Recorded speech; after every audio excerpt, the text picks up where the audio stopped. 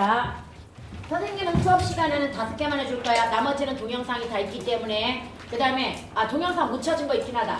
양면시장이 찾으면 있을 텐데 근데 걔는 너무 쉬워. 양면시장 그래서 없어도 그만일 것 같아. 찾다가 포기하고 그냥 안 올렸는데 여하튼 동영상은 올려준 것 중에 어려운 것만 골라서 들으면 됩니다.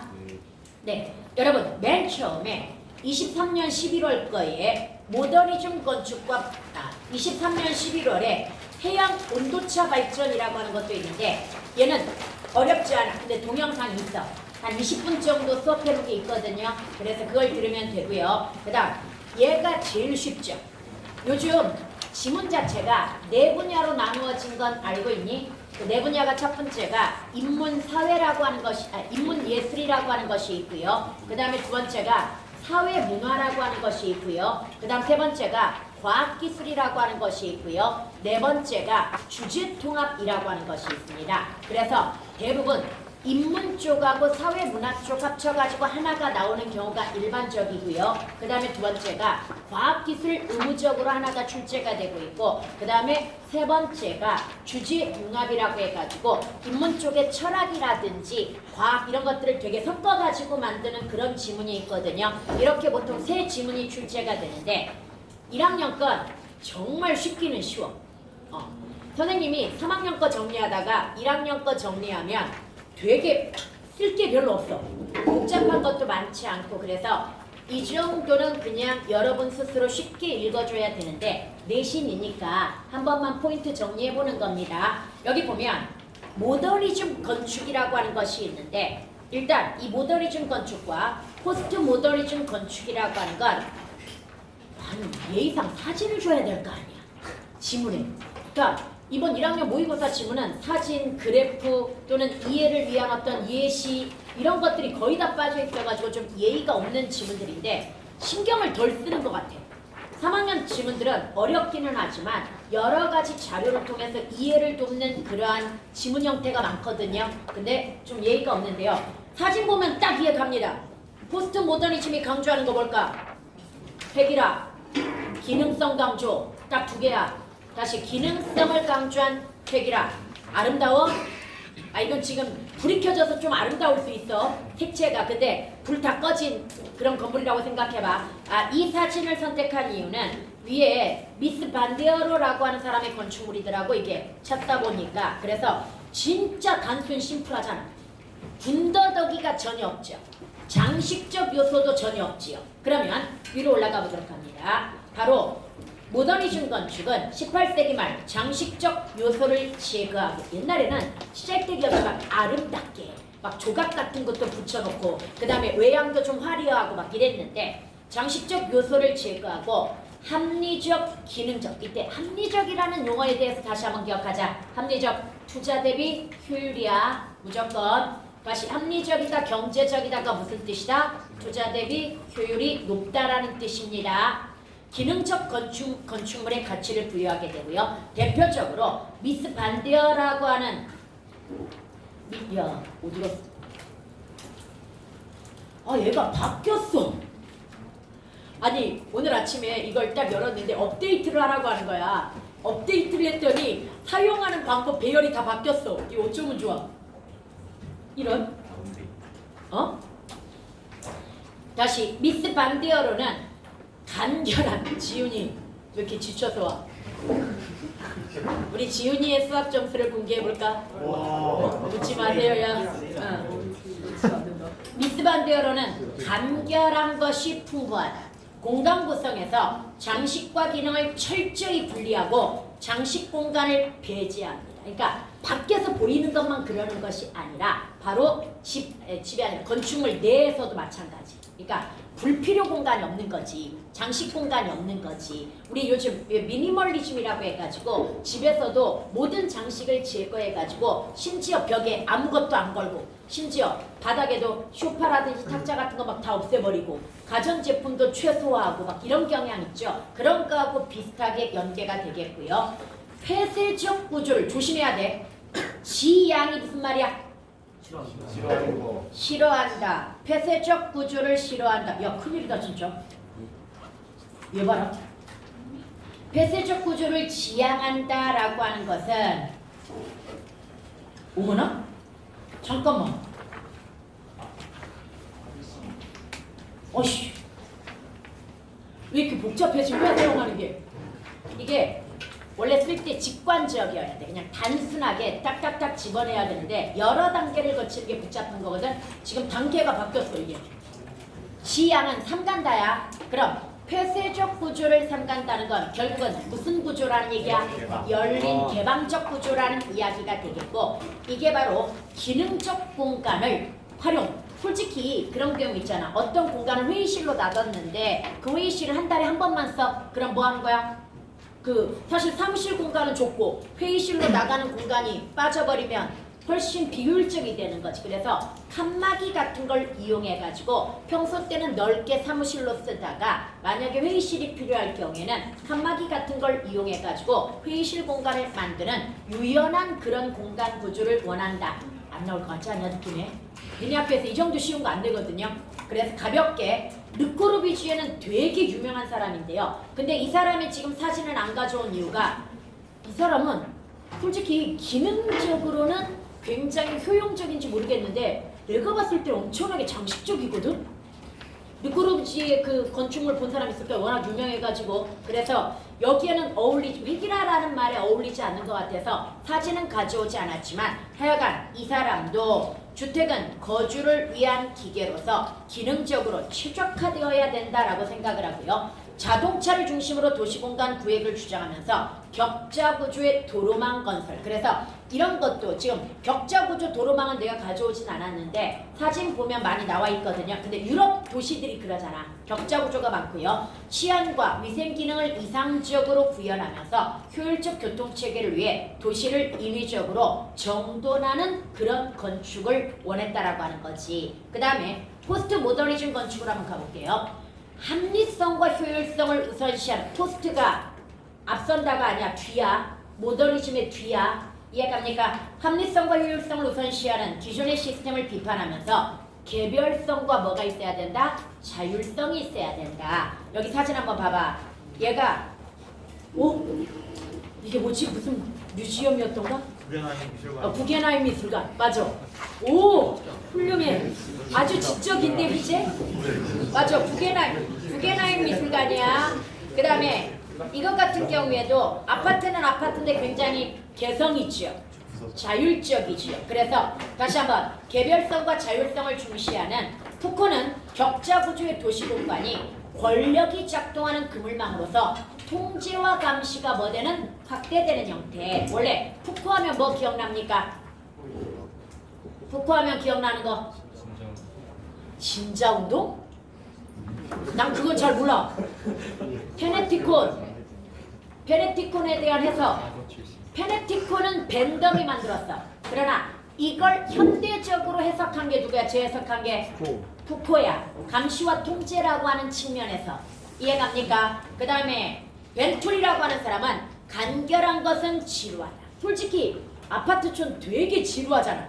옛날에 지어진 아파트들. 특히 70년대, 80년대, 90년대 초반까지. 2000년대 들어와서는 약간 이 아파트들도 약간 뭐라고 할까 자율성 뭐 이런 것들을 좀 갖게 되는데 그 전 아파트들은 다 그냥 정말 이거잖아.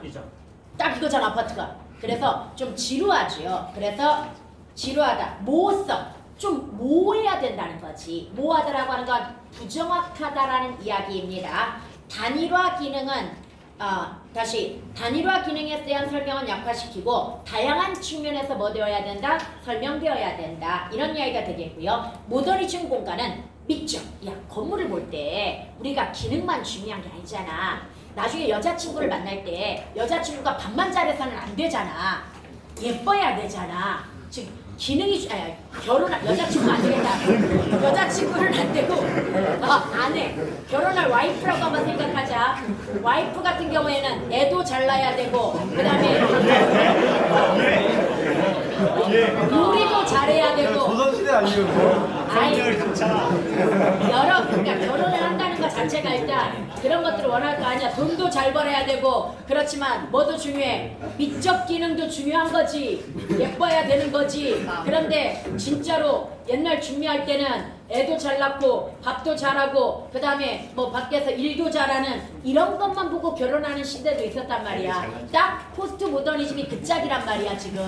그래서 벤투리는 뭐가 중요하다? 모더니즘 공간은 미적 공간이 소멸되고 획일적 공간만 남는데 건축에 있어서도 미적이라고 하는 기능이 뭐하다? 중요하다. 미적 다른 말로 장식적 기능이라고 하는 거야. 사람들한테 미감을 불러일으켜야 될 거 아니야. 뭔 말인지 이해가죠? 그 다음에 그 뒤에 춤이라고 하는 사람은 모더니즘 건축은 지나치게 금욕적이다. 쉽게 해가지고 역시 여자가 조금 돈 들여가지고 꾸며야 되는데 너무 안 꾸미다 보면은 미적 기능이 뭐 할 수 있어? 떨어질 수 있는 거하고 비슷하다. 왜 그래? 너네 2년만 있으면 이제 어른이야. 뭐 이런 말을 이렇게 민감하게 반응해. 아직 어린데. 그 다음에 좀 커. 애들이 전부 이러니까 나중에 어른이 되어가지고 애기 어른이지. 애들이 철이 없지.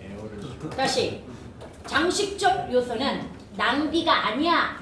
이게 바로 획일화로부터 해방 공간이자 뭐인 거야? 탈출구인 거야. 그러면서 오히려 시각적 화려함을 추구하는데 여기에서 뭡니까? 그러니까 건축이 우리에게 유희, 즐거움을 줄 수도 있어야 된다라고 하는 그런 이야기인 거야. 이해 갑니까? 사진까지 다 이해 갔죠? 예. 그래서 끝났어 간단하게. 예, 넘어가 보도록 합니다.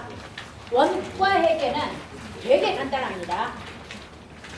그런데 봐, 지문이 정말 짧잖아.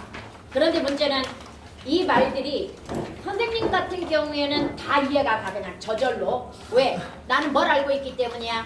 이거 다른 용어로 고정 비용이라고 하는 것과 그 다음에 또 한계 비용이라고 하는 것과 또 평균 비용 뭐 이런 것들을 다 알고 있기 때문에 이 말을 대체하면 되는 거거든요. 그러면 좀 더 쉽게 접근할 수 있는데 문제는 용어들이 설명이 안 되어 있어. 거의 설명이 안 된 채 지금 접근을 하고 있는데 먼저 선생님이 간단하게 밑에다가 기본 용어부터 가르쳐 줄게요.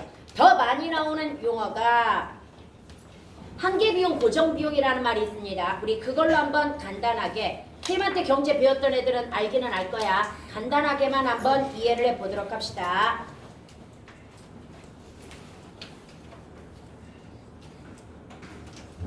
네. 기본적으로 봐봐. 어떤 제품을 하나 생산을 한다고 한번 치워보도록 합시다. 다시 어떤 제품을 하나 생산을 할 거야. 그러면 이 제품을 생산하기 위해서는 일단 무조건 들어가야 되는 돈이 있어. 그러니까 예를 들어 내가 커피숍으로 보통 예를 들어주잖아. 커피숍을 하나 하려면 일단 커피숍을 임대를 해야 될 거 아니야. 임대도 해야 되고 거기에 인테리어도 해야 되고 기계도 들여와야 되고 그 다음에 사람은 약간 고정 플러스 여기에서 이야기하는 한계 뭐 이런 거에도 좀 들어간다고 볼 수 있어. 왜? 제품 생산량이 많아지면 뭐 할 수 있어? 더 사람을 늘려야 되니까. 그래서 여기 우리 본문에 보면 혼합 비용하고 비슷해. 그런데 여하튼 제품을 생산하는 데 있어서 원래 제품 생산 수량과 관계없이 기본적으로 들어가는 걸 뭐라고 이야기한다? 고정 비용이라고 이야기합니다. 그리고 이 고정 비용이라고 하는 거에다가 무조건 제품 한 개를 생산할 때 추가되는 비용이 있습니다. 이것을 뭐라고 이야기한다? 한계 비용이라고 이야기합니다. 한계 비용이라고 이야기하고요. 그 다음에 곱하기 생산량을 하게 되면은 얘가 바로 뭐가 나오는 거야? 총 비용이 나오는 거야. 그런데 우리 지문은 이걸 좀 더 세분화시켰습니다.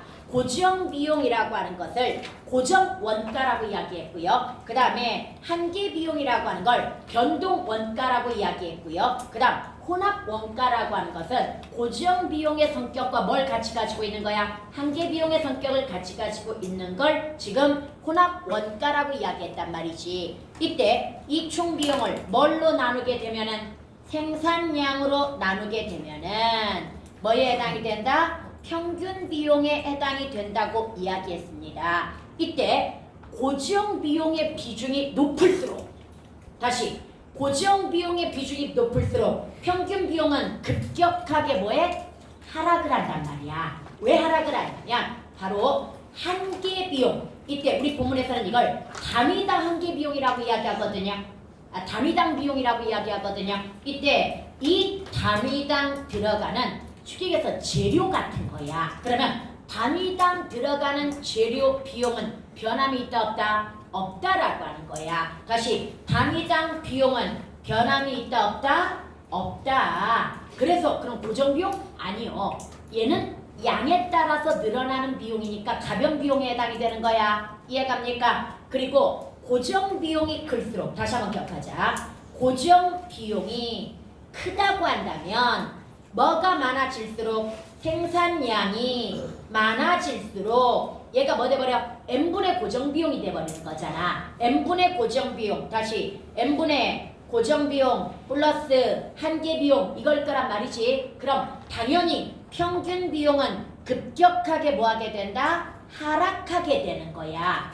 이해갑니까? 다시 고정 비용이 높은 제품은 생산량이 많아질수록 평균 비용이 급격하게 뭐한다? 하락하게 되는 겁니다. 이해갑니까? 그래서 게임 산업이 대표적이야. 게임은 처음에 이걸 개발하는 고정 비용이 겁나게 많이 들잖아. 그러나 이것을 운용하는 비용은 그냥 숟가락 하나 얻는 거지요. 그래서 한계 비용이 대단히 낮기 때문에 이런 건 본문에는 안 나와 있지만 보너스로 하나 더 가르쳐 주자면 이런 제품이 바로 공짜 마케팅을 하는 겁니다. 공짜 마케팅하는 제품들 있잖아. 다시 공짜 마케팅을 하고 있다. 그럼 얘네들은 뭐가 낮을 것이다? 고정 비용은 높은데 한계 비용이 대단히 낮을 거라고 생각을 하면 됩니다. 이해갑니까? 게임 같은 거 뭐 30일 무료 사용 이렇게 공짜 마케팅하는 이유가 바로 여기에 있는 거야. 이해갔지요? 그런데 고정 비용은 낮아. 고정 비용은 낮지만 뭐가 높아? 한계 비용이 높은 그런 제품이 있을 수 있습니다. 그러면 사실은 얘네들은 평균 비용이 그렇게 많이 빨리 떨어지지 않고요. 오히려 여기에다가 인건비 같은 게 많이 차지할 경우에는 생산량이 늘면 오히려 인건비가 뭐하는 경향이 있어? 늘어나는 경향이 있단 말이야. 그래서 봐봐. 이쪽의 그래프 여기 그래프는 보통 평균 비용이 이렇게 급격하게 이렇게 떨어집니다. 급격하게 떨어지지만 선생님이 금방 이야기한 고지형 비용은 낮고 오히려 한계 비용이 높은 제품들의 그래프 같은 경우에는 얘네들은 보통 요즘 이걸로 나와요. U자형 곡선이라고 해가지고 일정 정도 하강하다가 일정 시점이 지나면 그러니까 재투자 시점이 되는 거야. 일정 시점이 지나면 다시 평균 비용이 뭐하는 경향이 있다? 상승하는 경향이 있다고 해가지고 U자형 곡선으로 요즘 압도적으로 더 많이 나옵니다. 뭔 말인지 알겠지? 정우 졸려? 다시 U자 하긴 어젯밤에 전부 무리했겠지. 근데 그거는 전날 한 최소 1시 전에는 자야 된다. 나 지금 어제 밤새가지고 한 2시간 정도 잤거든? 그러니까 발음도 좀 약간 어눌하고 그 다음에 머리도 빠릿빠릿하지가 않아. 그거는 진짜로 중요해, 잠자는 게. 뭔 말인지 알겠지? 네. 그리고 여기까지 일단 이해 갔습니까? 그러면서 평균 비용 곡선이 뭐가 중요하냐에 따라서 그래프가 살짝 달라진다는 것도 이해 갔습니까? 이 용어들 기억해야 됩니다. 여기서 평균 비용을 원래 원가라고 이야기해, 일반적으로는. 그런데 바로 이 평균 비용이 원가라고 했을 때 다시 평균 비용이 뭐라고, 야 진짜 이거 불편하다 사용. 원가라고 했을 때 얘가 보통은 다 뭐까지 들어가 있는 거야? 인건비라든지 광고비라든지 유통비라든지 이런 것까지 다 포함이 되어 있는 거란 말이야. 이해갑니까? 그리고 솔직히 여기에는 고정비용, 한계비용에는 살짝 좀 아쉬운 점이 유통비용이라고 하는 것과 홍보비용이라고 하는 걸 어디다 집어넣어야 될 것이냐? 이건 좀 아쉬운 부분에 해당이 되는데 우리 이제 지문으로 한번 가볼게요. 지문은 이제 한번 보자. 원가회계라고 하는 것이 있습니다. 쉽게 얘기하자. 원가를 파악을 뭐 해야 돼? 잘 해야.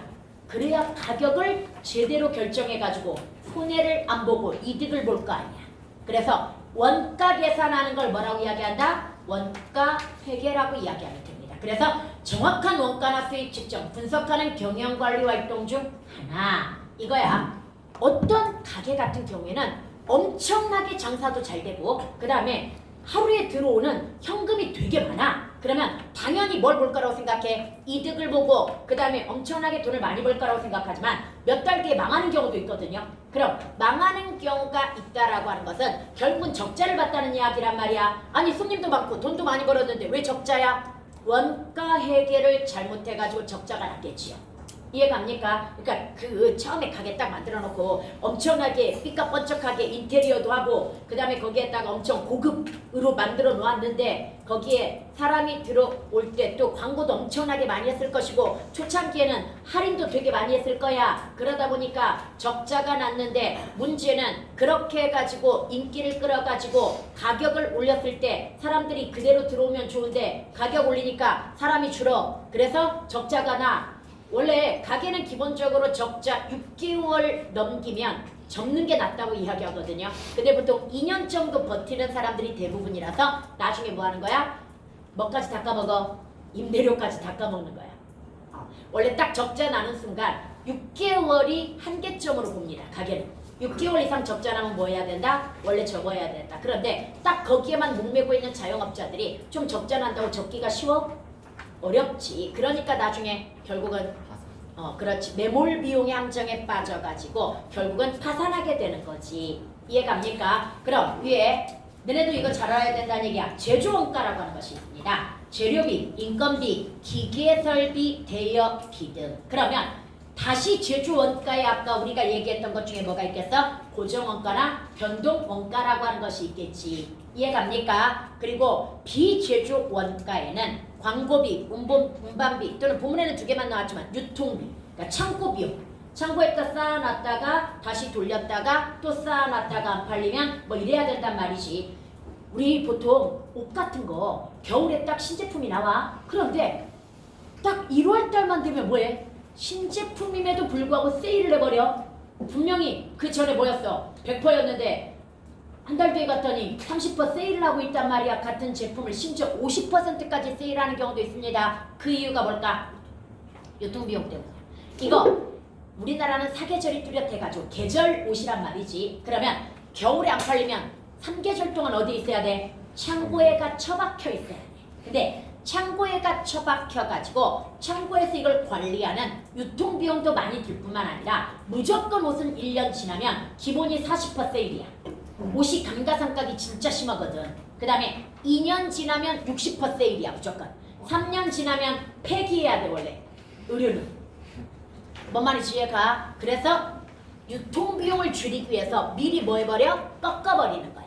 이해갑니까? 여하튼간에 바로 이런 판매관리 소요 비용이라고 이야기할 수 있고요. 그럼 판매 가격 책정은 어떻게 이루어져야 된다? 제조원가에다가 비제조원가 플러스 수익도 있어야 될 거 아니야. 예상 수익까지 결합해가지고 판매 가격이 이루어지는 거야. 선생님이 옛날에 얘 들어준 것 중에 스타벅스에 커피 한 잔을 제조할 때 원두값이 50원 정도밖에 안 된다는 뉴스가 있었어. 그런데 우리는 그것만 보고 뭐라고 생각합니까? 와, 뒤지게 비싸네. 그럼 한 잔에 50원 원가로 한 잔에 얼마씩 팔아? 5,000원, 6,000원씩 팔잖아. 날강도네라고 생각을 하겠지만 거기에는 여러 가지 뭡니까? 또 추가되는 재료비도 있을 것이고요. 인건비도 있을 것이고요. 기계 설비비도 있을 것이고요. 그 다음에 고정 비용 중에 뭐도 있습니까? 뭐 인테리어 비용이라든지 아니면은 뭐 임대료라든지 이런 것들도 있을 거고 심지어 로열티까지 있어. 스타벅스는.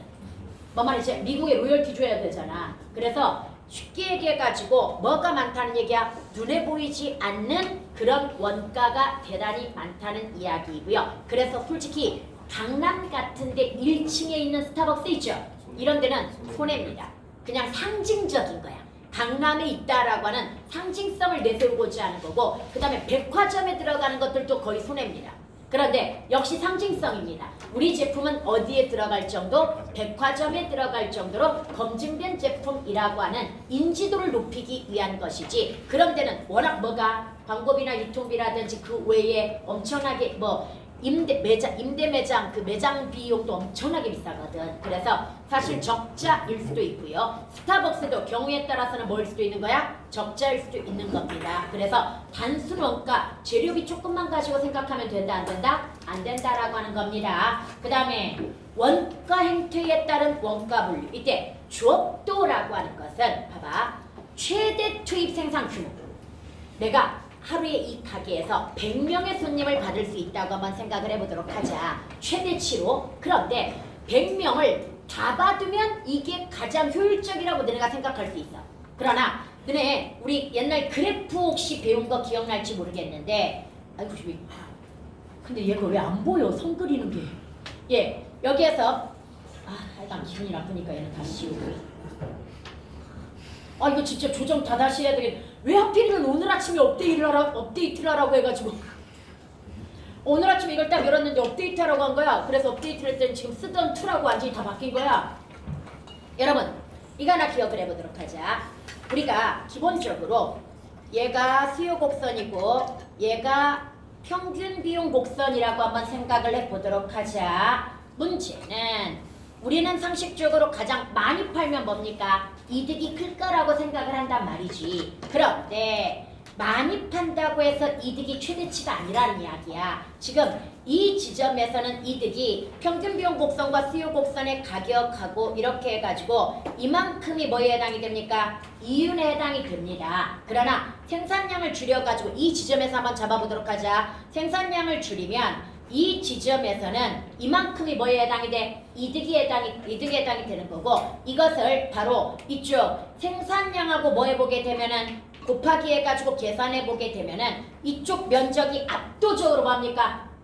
많죠. 그러면 이윤이 사실은 판매량이 적어도 이윤은 뭐 될 수 있다는 얘기야? 더 많을 수 있다라는 그런 이야기가 되는 겁니다. 이해갑니까? 그런데 이걸 어디에다 적용하는 거야? 주업도에다가 적용하는 거야. 지금 100% 주업을 했을 때와 즉 물건을 100개 만들 수 있는 최대치로 100개 만들 수 있는 공장에서 100개를 만들었을 때의 이득과 그 다음에 80개만 만들었을 때의 이득 중에 뭐가 더 높으냐 이런 것들을 계산해낼 수도 있어야 된다는 이야기이지. 일단 주업도가 100%라고 해서 이윤이 극대화되는 게 아니라는 건 이해 갔지? 뭔 말인지 알겠죠? 오히려 주업도가 낮은 지점에서 이윤이 극대화되는 경우가 있다라고 하는 거. 오케이? 가장 대표적으로 커피숍도 봐봐. 우리가 최대 하루에 100잔을 만들 수 있는 역량이 있어. 그런데 100잔을 만들기 위해서는 2명의 뭐가 필요해? 아르바이트가 필요해. 그러면 실제로 이렇게 한번 생각을 해봅시다. 한 명으로 50잔을 만들어가지고 판매하는 것과 2명으로 60잔을 만들어가지고 판매하는 것과 저기로 하자. 3명. 그러니까 90명 이상이 넘어가면 3명이 필요해. 그러면 100잔을 만들려면 90잔 이상 넘기려면 한 명의 뭘 알바를 더 써야 되잖아. 그럼 오히려 생산비가 뭐 할 가능성이 높아? 올라가 버릴 가능성이 높은 거지. 이제 이해 갔죠 이 말? 그럼 여기에서 바로 최대 투입 생산 규모분에 현재 어느 정도 생산하고 있는가가 뭐다? 주업도. 그래서 실제로 왜 매장도 100% 돌리면 뭐야? 너무 어수선하고 오히려 이유는 뭐 할 수도 있다? 떨어질 수도 있으니까 최적치를 찾아가지고 아까 알바 2명을 썼을 때는 최적치가 뭐야? 90명, 그러니까 90개 만드는 게 최적치가 되는 거지. 왜? 90개 넘어가면 한 명을 더 써야 되니까. 최대치는 지금 100명이야. 그런데 이때 2명이 할 수 있는 게 90개까지야. 그런데 100개 최대치로 끌어올리려면 한 명의 알바를 더 써야 돼. 그럼 90개까지가 최대 뭐라고 볼 수 있어? 이윤 지점이라고 볼 수 있겠지. 이해갑니까? 바로 이런 것들. 주업도와 기업의 수입은 반드시 비례하지 않는다. 이해갔지요? 그럼 주업도의 변화에 따른 원가의 움직임을 뭐 해봐야 되겠어? 고려해야 되겠지요. 예를 들어 가지고 한 명이 아까 50잔, 두 번째 사람이 40잔, 그리고 100개까지 채우려면 세 번째 사람이 필요했다고 한번 쳐보도록 하자. 그러면 50잔 정도에서는 뭐야? 한 명이 최대치. 그러니까 솔직히 60명 받는 것보다 그냥 뭐 하는 게 나아? 50명 받는 게 낫다는 이야기이지. 이해갑니까? 그 다음에 아까 89명을 받는 것과 91명을 받는 것 중에 오히려 뭐가 나? 89명을 받는 게 더 낫다라는 이야기가 되는 거지. 그래서 다시 한번 주업도 변화에 따른 원가의 움직임 고려. 선생님이 금방 예로 들어준 걸 이야기하면 결국은 원가가 뭐 한다는 얘기야? 이렇게 간다는 얘기지. 뭔 말인지 알겠죠? 원가가 이런 식으로 움직일 가능성이 있다라는 이야기야. 그럼 주업도의 범위를 임의로 마음대로 그러니까 뭘 찾아내는 거야? 이윤이 극대화되는 지점을 찾아야 돼야 되는 거지. 이해갑니까? 그래서 범위를 임으로 뭐한다? 조정한다. 이거야. 나 이걸 읽으면서 짜증나서 뒤질 뻔했어. 어쩜 글이 그렇게 예의가 없냐? 읽어본 사람들 알지? 그냥 완전 느낌이 딱 이거야. 빠르게 경제학과 학생들 대상으로 해가지고 빠르게 그냥 뭐 하는 거? 요약 정리해주는 것 같은 느낌? 설명도 하나도 없고 그냥 핵심만 빠르게 요약 정리하는 듯한 그런 느낌의 그런 지문이었거든요. 그럼 이제 여기에는 원가의 종류에 몇 가지가 있다? 세 가지가 있습니다. 고정원가라고 하는 것과 변동원가라고 하는 것과 혼합원가라고 하는 것이 있는데 선생님이 파란색으로 쳐놓은 게 중요하겠지요. 사실은 문제에 이거 계산하는 문제가 나오길래 그걸 풀어줄까 하다가 그냥 시간이 없어서 그건 너네가 알아서 풀어. 개념만 정확하게 일단 이해를 시켜줄 테니까. 오케이. 고정원가는요. 원가의 총액이 일정하게 발생. 그러니까 쉽게 아까 배운 것 중에는 고정비용에 해당이 됩니다. 생산량과 관계가 있어 없어? 생산량과 관계없이 언제나 딱 시작하면 들어가는 비용. 이해갑니까? 그래서 그 뒤에 기계설비 대여료라든지 임차료라든지 뭐 이런 것들이 있을 거란 말이야. 얘는 단위당 고정 원가가 주업도가 증가할수록 당연히 뭐야? 얘는 뭐니까? n분의 고정 비용이니까. n이 바로 뭐야? 생산량이야. 생산량 분의 고정 비용이니까 무조건 주업도가 증가할수록 즉 많이 생산할수록 뭐 하게 되어 있어? 감소. 평균 비용. 그랬으니 아까 그려줬던 그래프 중에 위에 거에 해당이 되는 거야. 이해갑니까? 이런 제품들은 고지형 비용이 큰 제품일수록 급격하게 평균 비용이 하락한다. 이 말이야. 여기까지 해갔으니까 주업도 증가할수록 단위당 고정 원가가 뭐 된다? 감소한다. 그러면 여기서 또 조심해야 돼. 단위당 고정 원가가 감소한다고 그랬지 전체 평균 비용이 감소한다고 하진 않았다. 그런데 만약에 뭐가 클수록 고정 비용의 비중이 클수록 전체 무엇도 평균 비용도 감소할 가능성이 높아지는 거지. 왜? 여기에다가 뭐 해야 되니까 이 변동원가나 혼합원가를 더해야 되니까. 이해갑니까? 여기까지 해갔으니까 다시 단위당 고정원가는 주업도가 증가할수록 감소하지만 고정 원가가 차지하는 비중이 낮다고 한다면 평균 비용이 반드시 낮아질 거라고 얘기할 수 있어 없어? 없다는 이야기이지. 그런데 고정 비용이 대단히 높은 제품이라고 한다면 당연히 여기에다 플러스 한계 비용을 하더라도 평균 비용이 급격하게 뭐 할 가능성이 있다? 낮아질 가능성이 있다. 여기까지 이해를 해줘야 되겠지요. 그 다음에 변동원가라고 하는 건 원가의 총액. 여기서 조심해야 돼. 원가의 총액이라고 하는 것과 단위당 구입비라고 하는 거 이거 구분해야 돼. 단위당 구입비가 한계 비용이야. 얘가 뭐다? 한계 비용. 한 단위 추가할 때 들어가는 비용이야. 그럼 한계 비용은 주업도와 상관이 없다는 건 언제나 뭐라는 얘기야? 일정하다는 얘기야. 이게 무슨 말이야? 커피 한 잔 만들 때 A라는 사람 만들어줄 때는 A라는 사람한테는 100원어치 만들어주고 B라고 하는 사람한테는 50원어치 만들어주고 그럼 제품이 품질이 차이가 나겠지? 안 돼. 일정한 품질을 유지하기 위해서는 뭐가 똑같아야 돼? 한계 비용이 똑같아야 되는 겁니다. 이해갑니까? 언제나 일정. 그런데 여기는 변동원가는 원가의 총액이 비례가 증가한다고 그랬어. 얘는 뭘 얘기하는 거야? 한계 비용 곱하기 생산량을 의미하는 거지. 다시 한계 비용 생산량은 생산량이 늘어날수록 당연히 뭐 할 거야? 증가하겠지. 이 말 이해가죠? 원가의 총액이 뭐 할 수 있다? 비례해가지고 증가하거나 또는 감소할 수 있는 거야. 여기까지 해갔죠? 생산량을 줄이면 감소, 생산량을 늘리면 원가의 총액은 당연히 증가. 이렇게 가겠지요. 주업도의 증가에 비례하여. 그럼 주업도가 높을수록 무엇은 높아지는 거야? 주업도가 높을수록 무엇은 높아지는 거야? 당연히 무엇은? 변동원가는 높아지는 거지. 근데 여기에서 이야기하는 변동원가는 한계비용 자체를 이야기하는 게 아니라고. 한계비용 곱하기 뭐라고? 생산량이야. 한계비용 자체는 변해 안 변해? 안 변해. 그런데 곱하기 하니까 엄청나게 뭐해? 증가하는 거지. 주업도가 높아질수록 생산량이 많아질수록 이 말이야. 다시 주업도가 높아진다는 건 뭐가 많아진다는 얘기다. 생산량이 많아진다는 이야기가 되기 때문이야. 그 다음에 혼합원가.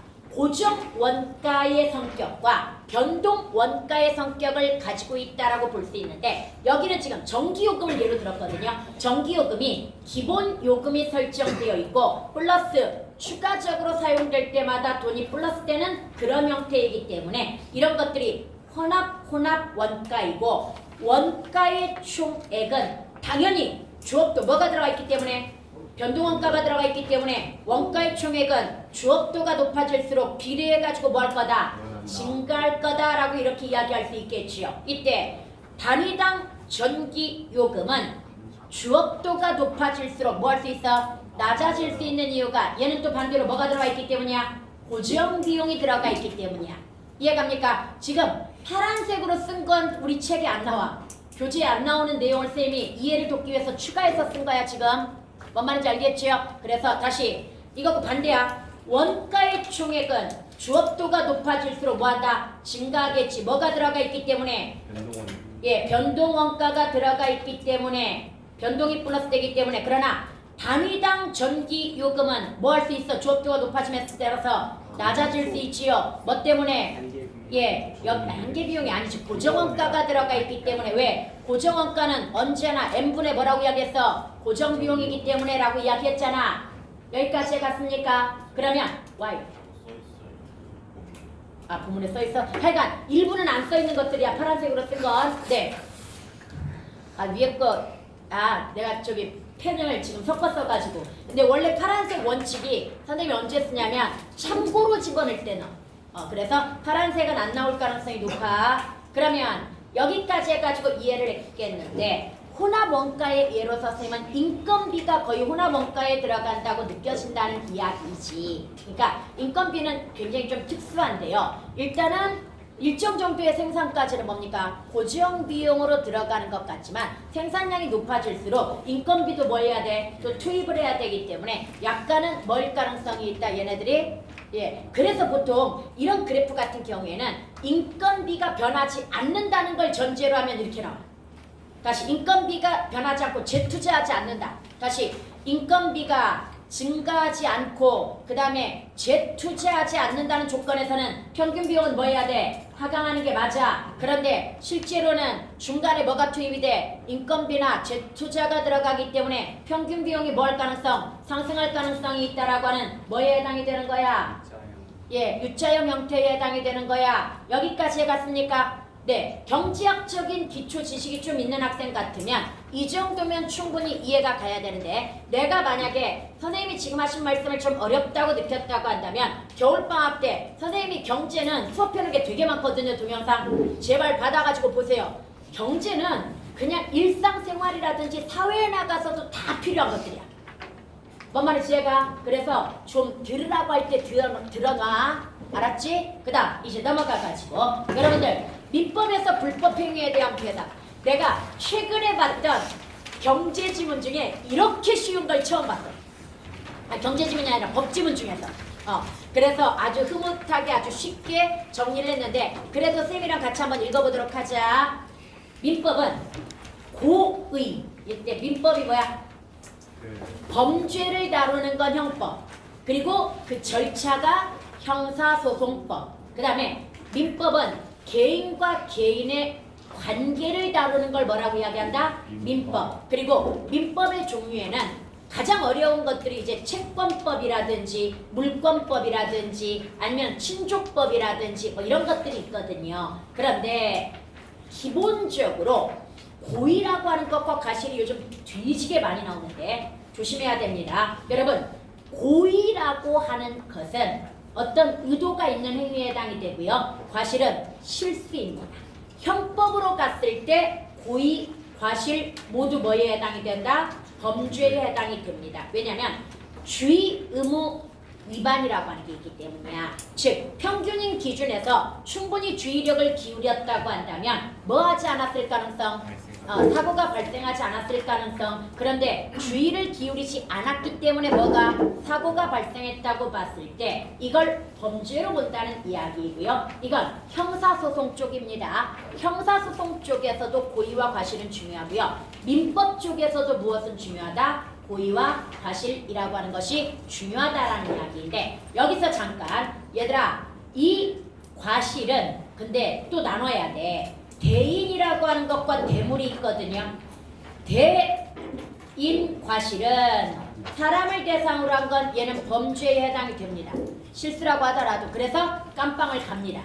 그래서 교통사고가 나거나 교통사고에도 과실치사죄로 들어가거든요. 아니면은 의사가 실수로 뭐 사람이 죽거나 이런 것들 전부 깜빵 갑니다. 왜? 범죄에 해당이 되기 때문이야. 그러나 대물 같은 경우에는 범죄에는 해당이 되지 않지만 얘는 뭐의 대상이야? 민사배상의 대상은 됩니다.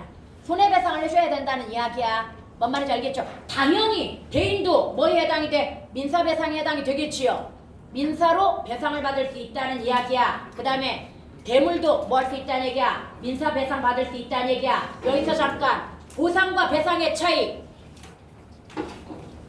보상은 적법행위, 배상은 위법행위. 그래서 여기에서 이야기하는 불법행위니까 뭐에 해당이 되는 거야? 배상에 해당이 되는 거야. 특히 민법에서 어긋나는 이게 되는 거지. 이건 범죄 쪽이 아니야. 범죄하고 구분해라. 네, 그러면 여기에서 민법에서 고의나 과실로 인한 손해가 발생했다면 뭐 해야 된다? 배상해야 된다. 지금 이거란 말이야. 이때 당연히 불법행위에 대한 뭘 얘기하는 거야? 배상을 얘기하는 겁니다. 이때 손해는 불법행위 전후에 피해자의 이익상태, 즉 손해를 받느냐 이득을 받느냐. 근데 대부분 손해를 봤으니까 뭐 할 거야?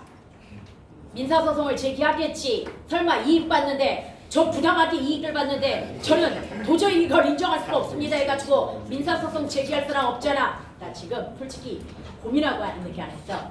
며칠 전에 미용실에 가가지고 파마를 하고 머리 손질을 받고 그래서 그 비용이 13만 5천 원이 나왔어. 근데 거기에 내가 원래 현금으로 그냥 그 정액으로 돈을 미리 내놓는 그런 제도를 이용하고 있거든. 근데 문자가 왔는데 띡 하고 왔는데 차감이 되잖아. 결제해가지고 안 된 거예요? 3만 원만 차감이 된 거야. 3만 원이 커트 비용이야. 그러면 거기에서 무슨 착오로 커트 비용만 차감을 시킨 것 같은데 지금 다음에 미용실 가서 이걸 말해야 되나 말하지 말아야 되나 말하지 말아요. 말해야 될 것 같긴 한데 살짝 유혹이 말하지 말까라는 유혹도 좀 있었기는 합니다. 여하튼 그 다음에 배상은 원래 상태에 가까운 상태로 회복하는데요. 여러분 소송이 들어가면 반드시 뭐 해야 돼? 돈으로 배상하는 거다. 금전배상이다. 다시 손해배상은 반드시 뭘로 하는 거다? 돈으로 하는 거다. 금전으로 하는 거다. 뭔 말인지 알겠지요? 그 다음 여기에 본문에는 안 나오는데 반드시 이 손해는 등가성의 원칙입니다. 등가성의 원칙이라고 하는 건 손해 본 만큼 배상해준다. 이 말이 되는 거야. 더 받아도 안 되고 덜 받아도 안 되는 거야. 그래서 예를 들어 가지고 교통사고가 났을 때 정말 짜증나는 게 교통사고가 났을 때 보험회사에서 배상해주는 건 차량 수리비와 병원비만 배상을 해줍니다. 솔직히 우리가 택시 타고 막 왔다 갔다 하거나 또는 차를 사용하지 못해가지고 불편을 겪거나 또는 정신적인 어떤 피해 같은 거 있잖아. 이런 것들 때문에 짜증이 날 수도 있단 말이지. 그런데 딱 받는 비용은 뭐야? 차량 수리비 플러스 병원비밖에 안 받으면 짜증이 날 수 있단 말이야. 근데 금방 교통사고 과실은 뭐라고 이야기했습니까? 범죄 쪽이라고 그랬죠. 이거 손해배상 받을 수 있습니다. 민사소송 걸면 됩니다. 내가 이 교통사고로 인해서 큰 뭘 얻었다? 정신적 충격과 손해를 봤다. 이렇게 해가지고 민사소송을 제기하면 그걸 물론 제기가 쉽지는 않지만 배상을 원래 해줘야 되거든요. 그런데 그 민사소송이 귀찮으니까 보험회사에서 합의라는 거라는 거야. 미리. 그러니까 병원비 플러스 차량 수리비 플러스 알파로 더 줘. 알파로 더 주는 게 바로 뭐야? 민사소송 제기하지 말라는 얘기야. 뭔 말인지 얘가 원래는 민사소송을 뭐 할 수 있다? 제기해가지고 그 정신적 어떤 배상을 받을 수 있다라는 이야기야. 여기까지 해갔습니까? 그럼 다시 한번 배상은 뭐의 원칙이다? 등가성의 원칙이라고 하는 거 딱 손해 본 만큼만 뭐 해주는 거다? 배상해 주는 거다. 그 다음에 근데 쌤 그러면 아까 정신적 배상은 말이 안 되잖아요. 아니지 그것도 손해 본 건데 겉으로 수치를 예측하지 못하니까 이걸 민사를 통해서 증명을 해가지고 뭐 하고자 하는 거야? 배상을 받고자 하는 거지. 이해갑니까? 그 다음에 문제는요. 이 손해를 가해자의 고의나 과실을 누가 입증해야 된다는 거? 피해자가 입증해야 된다는 거. 그런데 이건요. 원래 고소 고발한 사람이 입증하는 겁니다. 즉 누가 입증하는 거야? 원고가. 그래서 너네 반드시 범죄도 누가 입증해야 돼? 검사가. 검사가 기소하잖아. 검사가 입증해야 되고요. 그 다음에 민사 쪽에서도 뭐한 사람? 원고가 뭐하는 거다? 입증하는 겁니다. 이해갑니까? 이때 원고가 가해자가 아니야. 소를 제기하는 사람은 대부분 어느 쪽이야? 피해자 쪽이겠지요. 그래서 피해자 입증 책임이라고 하는 거야. 그래서 이번에 저기에서도 국회에서도 뭐합니까?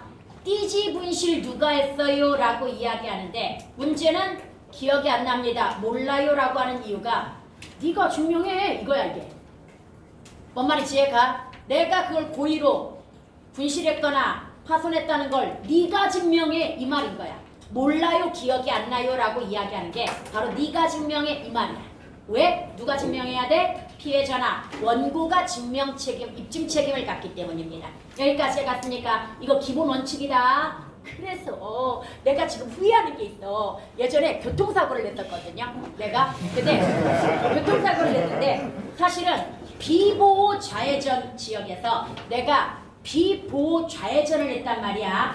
비보호 좌회전을 했는데 상대방이 직진을 해가지고 내 차와 그래서 나 BMW 폐차시켰잖아. 그리고 람보르기니 아니요. 그래서 이제 우리 신랑네 회사차 몹니다. 아니요. 뭐 아니야. 저기야 뭐더라? 아니야. 국산차야. 산타페. 우리 그냥 차 새로 뽑으려다가 우리 신랑이 그거 크고 좋다고 가지고 다니라고 해가지고 요즘 그거 가지고 다니는데 여하튼 근데 문제는 이거였어. 상대방 차가 좀 옛날 차라서 저기가 블랙박스가 없었어. 근데 문제는 내 차에만 블랙박스가 있었어. 그러면 여기에서 누구 과실이 더 큰가? 이게 쌍방 과실이거든. 조금 이따 나올 거야. 얘를 미리 드는 거야. 그러면 누구 과실이 더 큰가라고 하는 걸 뭐 해야 돼? 재봐야 되는데 사실은 내 과실이 더 커. 비보호 좌회전이니까. 뭔 말인지 이해가? 그러면 비보호 좌회전은 상대 쪽에서 차가 없어야 좌회전을 할 수 있는 건데 내가 그걸 제대로 못 보고 뭐 했다는 이야기야 지금? 좌회전을 했다는 얘기야. 그래가지고 원래는 내 잘못이 크단 말이지. 근데 문제는 이거였어. 상대편이 블랙박스가 없다는 걸 내가 몰랐단 말이지. 그래서 경찰한테 내 블랙박스 영상을 제공을 했어. 근데 블랙박스 영상에 나는 분명히 좌회전 신호가 들어와 있다고 착각을 했는데 좌회전 신호가 없었고 쌍방의 직진 신호였단 말이지. 그래서 직진 신호가 우선이 되는 거야. 직진 신호가 우선이 되어가지고 100% 내 과실이 되었어. 원래는 그 블랙박스가 없을 때는 이게 그래도 비보호 좌회전이 더 책임이 크다. 그래서 쌍방 과실로 해가지고 한 70대 30 나올 것 같다. 이랬는데 내 블랙박스를 제공하는 바람에 내가 100% 과실이 되었어. 네. 여하튼 아니 솔직히 피해자가 입증하는 거니까 내가 블랙박스를 제공을 안 했으면 된단 말이야. 근데 왜 제공했을까? 가해자의 고의나 과실을 피해자가 입증해야 되고 문제는 입증만 했다고 끝나는 게 아니야. 법원에서 뭐 해줘야 돼? 이걸 인정을 해줘야 됩니다. 그럼 가해자는 반드시 뭘로 배상한다? 금전적 배상. 그 부서진 차 내가 수리해줄게 이런 거 안 돼. 부서진 장 내가 사줄게 이런 거 안 돼. 반드시 뭘로? 돈으로 해야 됩니다. 여기까지 갔습니까? 그러면 여기에서 손해배상은 고의는 피해자의 과실을 고려하지 않는다. 이게 무슨 말이냐면 우리 솔직히 어떤 사고가 발생했을 때 일방적인 잘못만 있지는 않다는 얘기야. 그러니까 선생님이 금방 이야기했던 쌍방으로 뭐가 있을 수 있어? 잘못이 있을 수 있다는 이야기이지. 예를 들어가지고 A라는 학생이 평소 때 나를 뭐 했어? 괴롭혔어. 그래서 내가 열받아가지고 얘를 볼펜으로 찍어버렸어. 왜 이렇게 이야기했냐고 쳐봐. 근데 이제 열받아가지고 볼펜으로 찍어버렸다라고 했을 때 내가 고의적으로 얘 다치라고 이렇게 찍어버렸다고 한번 생각을 해보도록 하자. 그러니까 우발적도 고의에 해당이 된다. 실수로 찍은 거 아니잖아. 다치라고 찍은 거잖아. 이해갑니까? 문제는 이때는 상대방의 피해자의 어떤 평소의 과실을 고려하잖아. 고려하지 않고 그냥 뭐만 고려하는 거야? 그 범죄, 이건 범죄 쪽이야. 범죄 행위 당시의 무엇만 행위만 고려해가지고 범죄 유무가 결정이 되겠지요. 여기까지 일단 이해 갔습니까? 그런데 민사 쪽, 지금 민사하고 있는 거야. 민법 쪽도 피해자의 과실이 좀 있다고 하더라도 실수가 좀 있다고 하더라도 만약에 고의에 의한 것이라고 한다면 피해자 과실은 인정하지 않고 100% 가해자가 뭐 해야 된다는 얘기야? 책임을 져야 된다라고 하는 그런 이야기가 되는 겁니다. 이해갑니까? 근데 좀 이거 애매하다. 예를 들어가지고 어떤 물건을 샀어. 물건을 샀는데 상대방이 고의로 속여가지고 팔았어. 근데 진짜 나 그런 적 있어. 당근거리 하면서 상대방이 고의적으로 속여가지고 팔았는데 내가 뭐 했어야 돼? 얘를 확인을 했어야 돼. 물건을 건네받을 때. 근데 바쁘니까 차 속에서 받고 집에 가서 보겠다고 하고 확인을 안 하고 집까지 온 거야. 집까지 와가지고 결국은 나중에 하자를 발생한 거지. 그런데 그 하자를 상대방이 몰랐을 리가 없지. 그러면 이 사람이 고의적으로 뭐 했다는 이야기야? 그 하자를 숨기고 나에게 판매를 했기 때문에 고의성이 들어갔으니까 내가 물건을 살피지 않았다고 하더라도 나에게는 잘못이 있는 거야? 없는 거야? 없는 거야. 가해자가 100% 책임을 져야 되는 상황이 되겠지. 이해갑니까? 그러나 과실 쪽이라고 한다면 즉 피해자든 뭐든 피해자든 가해자든 과실 쪽 실수라고 한다면 주객에서 금방 똑같은 거래인데 상대방이 고의로 하자를 알고 판매했을 경우와 그 다음에 역시 판매자도 대충 살펴가지고 이 하자를 제대로 발견하지 못했을 가능성을 한번 생각해보자. 하자를 제대로 발견하지 못했다면 이거 뭐야? 과실인 거지. 그리고 나도 받았을 때 이걸 확인하지 않고 그 자리에서 확인하지 않고 그냥 가져와가지고 나중에 발견했다면 나한테도 뭐가 있는 거야? 과실이 있는 거지.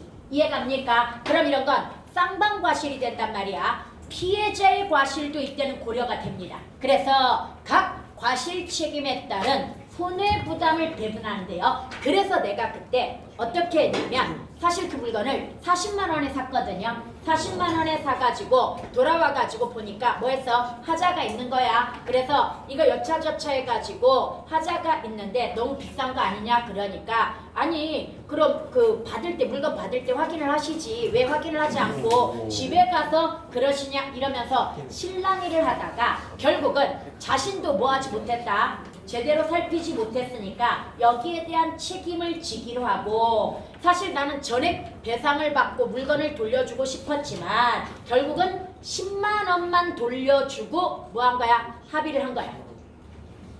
뭔 말인지 얘가 10만 원만 돌려주고 깎아준 거지 쉽게 얘기해가지고. 그럼 이거 뭐 했다고 볼 수 있어? 각 과실 책임에 따른 손해부담. 예를 들어서 난 그 물건이 40만 원의 값어치는 없고 20만 원 정도라고 한번 생각을 해보도록 하자. 그럼 20만 원은 나는 뭐 해야 되겠어? 돌려받아야 되겠어. 이렇게 생각을 했지만 나에게도 뭐가 있어? 50%의 과실이 있고 상대방에도 50%의 과실이 있다면 둘이 뭐 하는 거야? 나눠가지고 10만 원씩 책임을 지는 거지. 그러면 결국은 20에서 내 책임 B 10만 원을 뺀 이게 바로 뭐가 되는 거야? 차액이 되는 거야. 이해갑니까? 이것만 배상하면 되는 거지. 똑같아 지금. 논리가 똑같아 이거. 그럼 여기서 한번 보자. 과실상계. 이걸 지금 선생님이 이야기한 걸 과실상계라고 이야기합니다. 가해자 지급 손해배상. 조심해야 돼. 근데 이거 지문에서 보면 가해자 지급 손해배상이라고 하니까 가해자가 내야 될 돈이라고 착각하기 쉽거든요. 아닙니다. 총 피해 금액을 이야기하는 겁니다. 이건 다시 가해자 지급 손해배상액이 뭐다? 총 피해 금액. 그럼 나는 아까 20만 원의 값어치만 있으니까 내 피해 금액은 얼마야? 20만 원인 거지요. 이때 피해자 과실 해당 금액 얼마였어? 다 50% 책임이니까 10만 원이었죠. 그럼 가해자가 실제 지급해야 될 배상액은 얼마야? 10만 원인 거지요. 그래서 이 말 조심하세요. 가해자 지급 손해배상액이 가해자가 내야 될 돈이 아니야. 가해자가 내야 될 돈이 아니라 뭘 얘기하는 거다? 총 피해 금액을 이야기하는 거고, 그 다음에 내 피해자 과실 해당 금액을 뺀 차액이 바로 뭐다? 가해자가 지불해야 될 돈이다. 이 말이 되는 거야. 여기까지 해갔습니까? 만약에 이런 경우입니다. 상대방이 80% 내가 80%의 과실을 가지고 있고요. 그 다음에 상대방이 20%의 과실을 가지고 있다고 한다면 20만 원 중에서 나는 얼마만 물어주면 되는 거야? 20%를 빼야지. 4만 원 빼고 얼마 물어주면 되는 거야? 16만 원 물어주면 되는 겁니다. 이거 계산하는 거 나와. 뭔 말인지 알겠지요? 그런데 이제 여러분 두 번째 질문은 공동불법 행위라고 하는 겁니다. 여러분 원래 범죄는 공동범죄라고 하는 것이 있을 수 있거든요. 얘는 민법이지만 그러면 민법 쪽에서도 어떤 손해를 끼칠 때 누군가 공동으로 손해를 끼쳤을 수도 있는 거잖아. 범죄에서 공동으로 범죄를 저질렀을 때 주범을 뭐라 그래? 정범. 그 다음에 나머지 종범. 그런데 무엇은 똑같이 중요하다 그러면 공동정범. 뭔 말인지 이해가? 그래서 윤석열 내란죄는 윤석열만 정범이 아니야. 거기에 가담한 모든 사람이 뭐에 해당이 돼? 공동정범에 해당이 되는 거야. 뭔 말인지 이해가지요? 그럼 여기도 역시 보자. 왜 그래? 요즘 진짜 딱 정말 30초밖에 안 하잖아. 한덕수 아니야? 한덕수도 원래 공동정범이야. 그럼 여러분 공동 불법 행위에도 뭘 적용해야 된다? 과실상계라고 하는 걸 적용을 해야 되는데 공동과실, 가해자 각각의 과실이 피해자에 미친 영향이 뭐 할 수 있다는 게 문제야? 다를 수 있다라고 하는 게 문제지. 그런데 배상 방식은요. 얘가 조금 사람에 따라서 짜증날 수 있습니다. 바로 가해자 연대배상이라고 하는 것이 있거든요. 가해자 연대배상은 손해배상액 전체를 가해자들이 함께 책임지는 방식이야. 그런데 금방 이야기했듯이 가해자가 과실이 다를 수 있다고 이야기했잖아. 손해에 미친 정도가 다를 수 있다고 이야기했잖아. 그런데 이 가해자 연대라고 하는 것은 무조건 이 세 사람이 뭐 하는 거야? 합쳐가지고 책임을 져야 되는 거고 법원은 너 몇 프로 몇 프로 몇 프로 이렇게 안 정해줘. 그러면 얘네가 합의를 해가지고 뭐 해야 돼? 원래는 정해가지고 갚아야 돼. 만약에 100만 원을 갚아야 된다, 배상해야 된다고 한번 쳐보도록 하자. 그런데 A가 80%의 손해에 영향을 미쳤고 B가 10%, C가 10%라고 한번 생각을 해보도록 합시다. 그럼 우리는 공평하게 80%, 10%, 10% 이렇게 나눠가지고 80만 원, 10만 원, 10만 원 이렇게 나눠가지고 배상해주면 된다라고 생각을 하는 거잖아. 그런데 이 연대 배상 방식이라고 하는 것은 얘는 무조건 총액만 정해져 있기 때문에 만약에 A가 무능력해, B도 무능력해, 그럼 C가 10%의 책임만 있는 C가 100%를 모두 배상해야 되는 문제가 발생합니다. 여기까지 해갔습니까? 그럼에도 불구하고 여기서 만약에 가해자 연대 배상 책임을 물었다고 한다면 뭘 더 중시하는 거야? 피해자 구제를 더 중시하는 거야. 이해갑니까? 즉 피해자의 원상복구를 위해서 최대한 받아내겠다라는 뜻이야. 이거 뭔 말인지 알겠지요? 그래서 일단 가해자 연대 배상이 기본이야.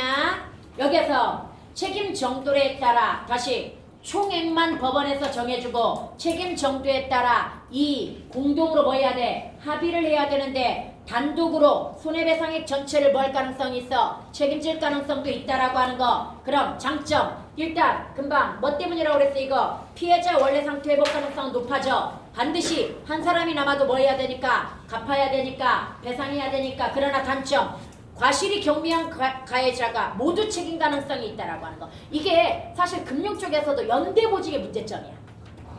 우리 아빠가 내가 재산을 상속 포기한 이유가 그거라고 그랬잖아. 우리 아빠가 다른 사람의 연대보증을 써줬단 말이야. 즉 다른 사람이 돈을 빌릴 때 연대보증을 서서 즉 이름만 빌려준 거지 도장만 찍어준 거지. 그런데 그 사람이 돈을 갚지 않으니까 우리 아빠한테 채심이 들어왔단 말이야. 채심 청구가 들어와가지고 우리 아빠한테 야 시골집이 뭐 비싸 근데 2억이나 갚으라고 하는 거야. 2억이나 갚으라고 하니까 그 우리 집 담보로 저기 해줬었거든. 연대보증을 서줬거든. 그래가지고 팔아 갈라면 팔아 가고 말라면 말아라 이러면서 버티기 했고요. 문제는 나중에 우리 아빠가 돌아가셨을 때 만약에 우리가 상속을 하게 되면 그 빚을 뭐 해야 되는 거야? 연대보증해가지고 그 빚을 우리가 상속해야 됐기 때문에 사실 집값이 한 1억 정도밖에 안 됐기 때문에 그냥 집을 팔아서 가져가든. 근데 팔지도 못해. 시골집이어가지고 잘 팔리지도 않을 뿐더러 엄마가 거기 살고 계셔.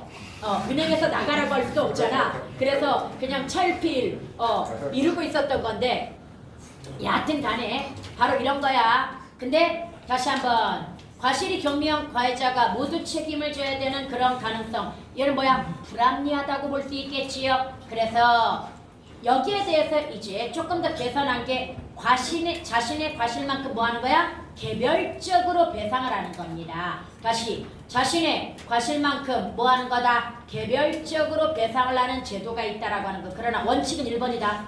원칙 1번이고요. 그 다음 CF 독립적으로 일어난 여러 불법 행위가 하나의 손해. 위에 거하고 차이가 뭐야? 여러 사람이 같이 한 사람한테 손해를 입힌 경우와 그 다음에 독립적으로 일어난 여러 불법 행위가 하나의 손해에 영향을 미쳤을 때도 똑같이 뭡니까? 가해자 연대배상에 해당이 된다라고 하는 거. 과실이 적은 사람이 전액 배상하게 되면 부당할 수 있겠지 이건.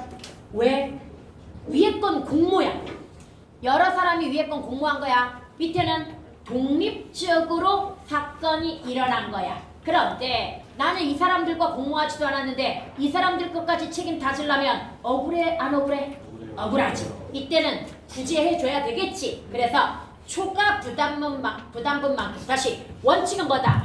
독립적으로 일어난 사건이 하나의 손해에 영향을 미친 경우도 원칙은 뭐에 해당이 된다? 가해자 연대배상에 해당이 돼. 그래서 한 사람이 모두 뭐 할 수 있어? 책임을 질 수도 있는 가능성이 있단 말이야. 근데 이때는 억울해. 공모한 게 아니잖아. 그럼 공모한 게 아니면 억울하니까 초과 부담분만큼 일단 내가 손해배상을 해주고 초과 부담분만큼 다른 가해자에게 청구 소송을 할 수 있습니다. 이해갑니까? 물론 상대방이 돈 없고 무능력한 사람이라면 역시 받아낼 가능성, 승소하더라도 받아낼 가능성이 있어 없어? 없죠. 이런 사람들 보통 뭐래? 배째 먹고 죽을래도 없어. 차라리 깜빵 가면 밥도 주고 재워주고 얼마나 좋아. 나 감방 갈래. 뭐 이러는 경우가 더 많아질 수 있습니다. 이해갑니까? 네. 그 다음에 자신의 과실만큼 개별적 배상. 공모행위가 없다는 전제에서 다시 이제 공모행위가 없다는 전제하에서 가해자의 과실이 각각 끼친 손해가 비교적 명확하게. 사실 말로만 저는요 그냥 맘만 봐줬어요. 저는요 그냥 전화만 해줬어요. 저는요 통장만 빌려줬어요. 뭐 이러면서 솔직히 자기한테 최대한 뭡니까? 약하게 이렇게 자신의 책임을 주장할 거란 말이지. 그럼 그런 건 솔직히 뭐하기 힘들어? 구별하기가 힘드니까 그래서 뭐야? 공동 가해자 연대배상 방식을 취할 거야. 그 책임을 명확하게 숫자로 측정해가지고 구분해낼 수가 있어 없어? 없기 때문이겠지. 그럼에도 불구하고 공모행위가 없다는 전제하에서 가해자의 과실이 각각 끼친 손해가 비교적 명확하게 측정 가능한 경우. 이해갑니까? 비교적 명확하게 측정 가능한 경우. 물론 이건 법원의 판단에 근거해야 됩니다. 판사가 내가 봤을 때 너는 20%의 책임이 있다. 너는 10%의 책임이 있다. 이런 식으로 판사가 법에 근거해가지고 판단해주는 경우가 있을 겁니다. 그럼 그때는 뭐 할 수 있다? 과실만큼만 개별적으로 배상을 하면 되겠고요. 뭐 본문에 이렇게 나왔는데 야 이러면 헷갈리지. 이 세 사람을 뭐 해야 돼? 동시에 계산해야 됩니다. 야 1대1, 1대3 그러면 여기 1, 2 그 다음에 여기 4 해가지고 6으로 치면 안 되잖아. 여기에서 전체 총합은 뭘로 쳐야 돼?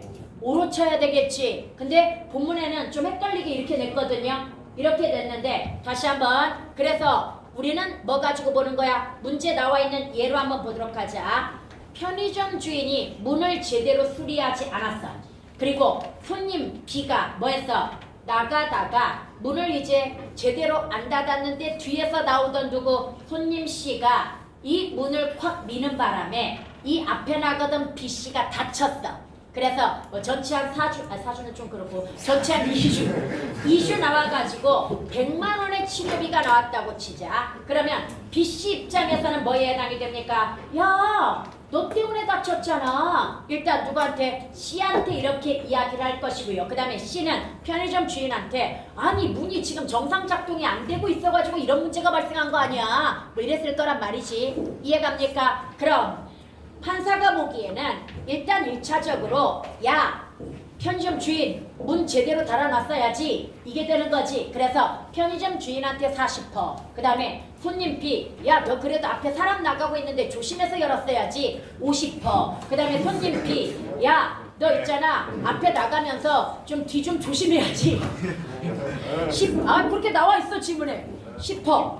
이해갑니까? 그럼 치료비가 총 100만 원이니까 과실상계해가지고 어떻게 해야 돼? 편의점 주인이 20만 원, 손님이 25만 원, 그 다음에 손님 P는 자가부담으로 5만 원 억울하겠지만 이해갑니까? 이게 바로 뭐에 해당이 된다? 바로 자신의 과실만큼 개별적으로 배상하는 거고요. 여기서 편의점 주인이 20만 원을 냈어. 20만 원 냈는데 누구는 뻗대? 손님 C는 야! 내가 도대체 무슨 잘못이야? 지가 제대로 안 보고 그 다음에 문이 원래 고장나 있었던 거 그래서 끝까지 버틸 수 있습니다. 이때는 편의점 주인이 내주고 이거 아닙니다. 편의점 주인이 내주고는 위에 거야. 가해자 연대 배상은 한 사람이 뭐 해야 돼? 몰아서 일단 내야 돼. 무조건 손해배상은 다 해줘야 됩니다. 그래놓고 뭐 할 수 있다 나중에 초과부담금만큼 다른 가해자에게 청구소송 예래가 공모하지 않았어야 돼 대신 청구소송이 가능해야 되고요. 그 다음 역시 과실만큼 개별적 배상에서는 편의점 주인은 뭐 하면 되는 거야? 20만 원만 내면 이제 책임은 면소가 되는 거야. 사라져버리는 거야. 더 이상 편의점 주인한테는 아무 얘기도 못하고요. 손님 C에게 끝까지 받아내야 되겠지요. 안 줘? 그러면 소송해야 되겠지요. 뭔 말인지 알겠지요? 이때 선생님 소송하면 뭐가 좋은데요? 소송은 강제 집행이 가능합니다. 강제 집행이 가능하기 때문에 월급을 차압한다거나 아니면 이 사람의 재산이 있으면 가압류를 걸거나 돈을 갚을 때까지 가압류를 걸거나 아니면은 이 사람 뭐 집이 있으면 경매 넘겨가지고 팔아버리면 됩니다. 그래서 다시 한번 합의가 중요한 이유가 그거야. 다시 사실 법원에서 이렇게 판결이 났으면 빨리빨리 뭐 해야 돼?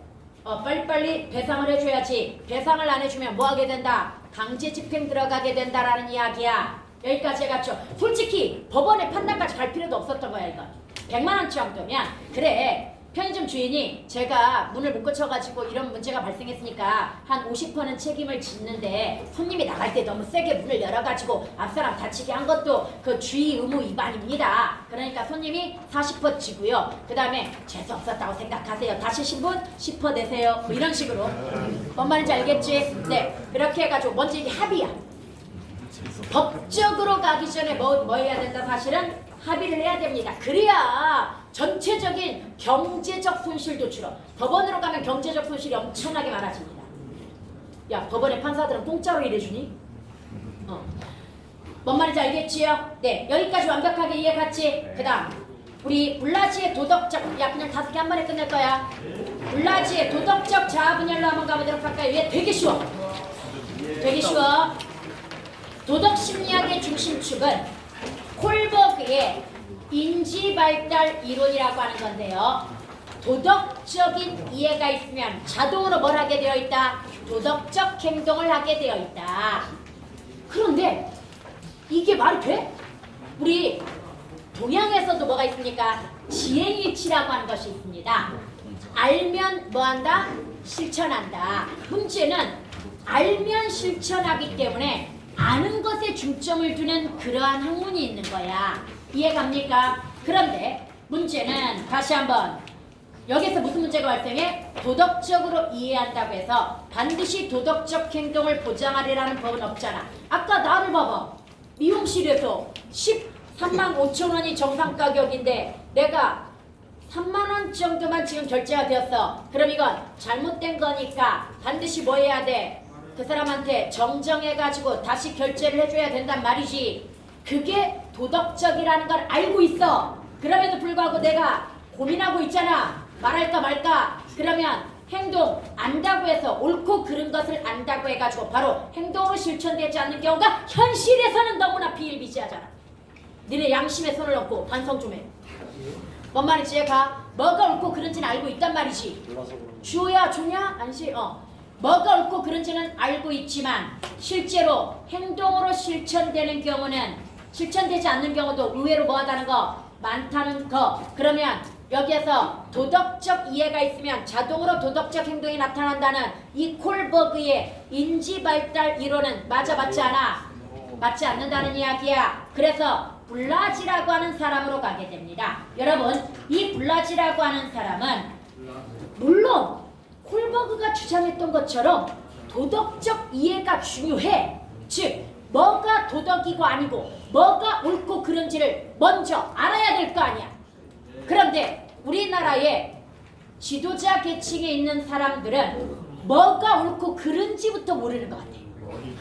뭐가 도덕적인지도 모르는 것 같아.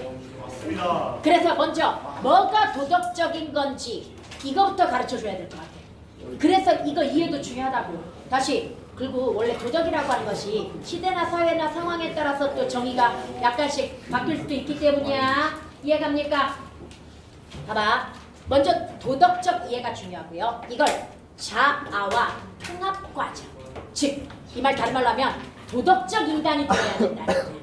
다시 도덕적 이해도 중요하고 뭐가 도덕인가를 아는 게 중요해. 그 다음에 이걸 자아와 통합 과정이라고 하는 것은 내 마음의 중심에 놓고 이걸 지키겠다라고 하는 뭐가 있어야 돼? 의지 같은 게 있어야 될 거 아니야. 이해갑니까? 도덕적 인간이 되어야 될 거 아니야. 그 도덕적 인간. 선생님이 그냥 하는 말이야 이건. 도덕적 인간이 되는 걸 뭐라고 이야기한다? 우리 철학자들은 좀 어려운 말 쓰잖아.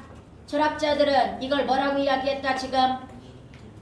자아와 통합 과정이라고 이야기한 거야. 도덕적 인간이 되는 거. 여러분, 이게 바로 뭐에 해당이 됩니까? 자아의 능동적 역할. 도덕적 인간이 되기 위해서 자아가 뭐 해야 된다는 얘기가 끊임없이 노력해야 된다. 이런 이야기가 되겠고요. 그래서 이 블라지라고 하는 사람은 바로 뭘 주장하냐면 도덕적 자아 모델이라고 하는 걸 주장하고요. 바로 여기에서 도덕적 이해에서 바로 도덕적 행동으로 가는 과정을 중시합니다. 다시 도덕적 이해에서 도덕적 행동으로 가는 뭘 중요시해 생각한다? 과정에 초점을 맞추게 되고요. 도덕적 행동을 이끄는데 뭐가 핵심적 역할을 한다? 자아가 핵심적 역할을 하는데 즉 나에게 어떤 자아는 여러 가지가 있을 수 있습니다. 여러 가지가 있을 수 있는데 그 중에서 내가 중요하게 생각하는 자아가 있을 거야.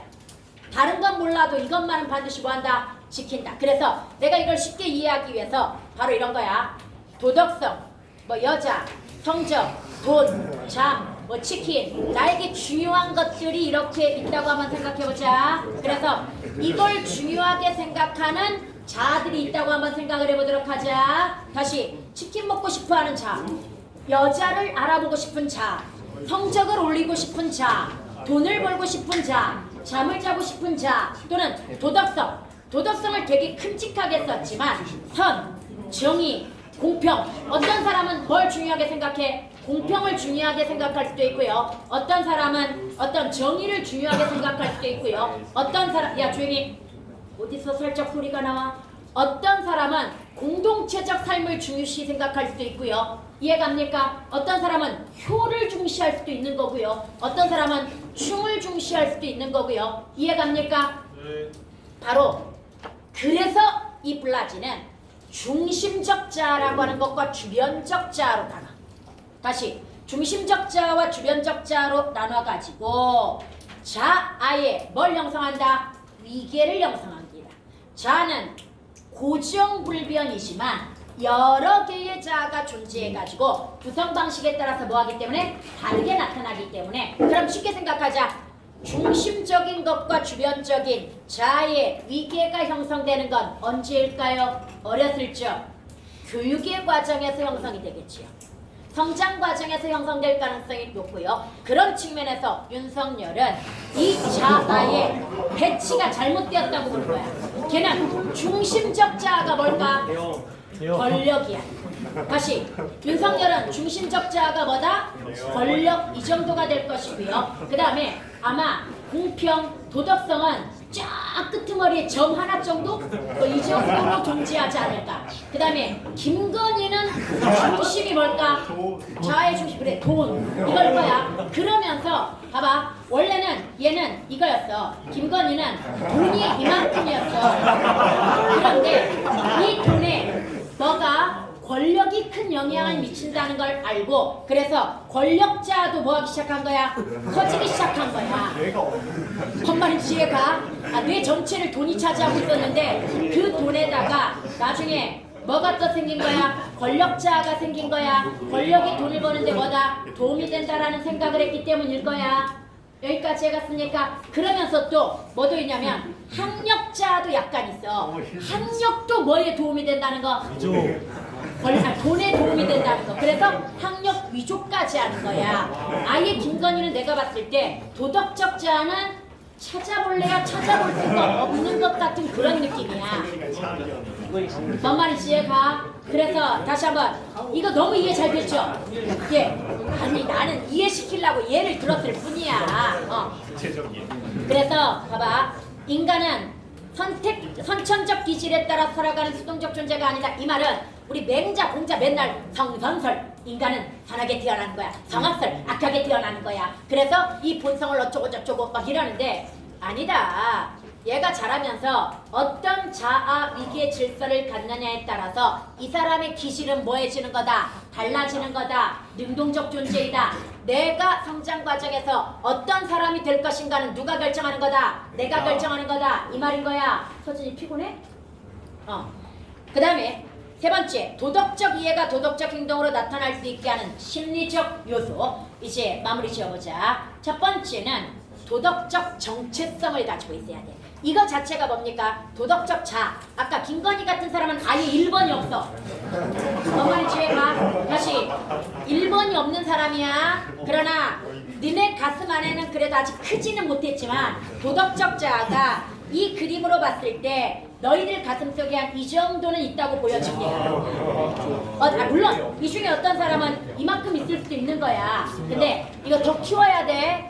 뭔 말인지 알겠지요? 도덕적 정체성이 바로 나의 뭘 결정하는 거야? 행동의 방향을 결정하는 거지요. 이 도덕성, 자아의 중심으로서 도덕성과 자아가 통합되어 있는 상태가 되는 거야. 그럼 도덕성에 대한 이해도도 뭐 하겠어? 높겠죠. 이해갑니까? 일단 도덕성에 대한 이해와 관심이 필요하고요. 이렇게 이해도 하고 관심이 높아지면 뭐가 될 가능성이 높아? 도덕적 자아가 될 가능성이 높아. 다른 말로 도덕적 정체성을 가질 가능성이 높고, 그럼 언제나 행동의 기준은 뭐가 될 거야? 도덕적 정체성이 될 거야. 만약에 이 도덕적 정체성에 어긋난다면 행위해야 안 해? 안 해.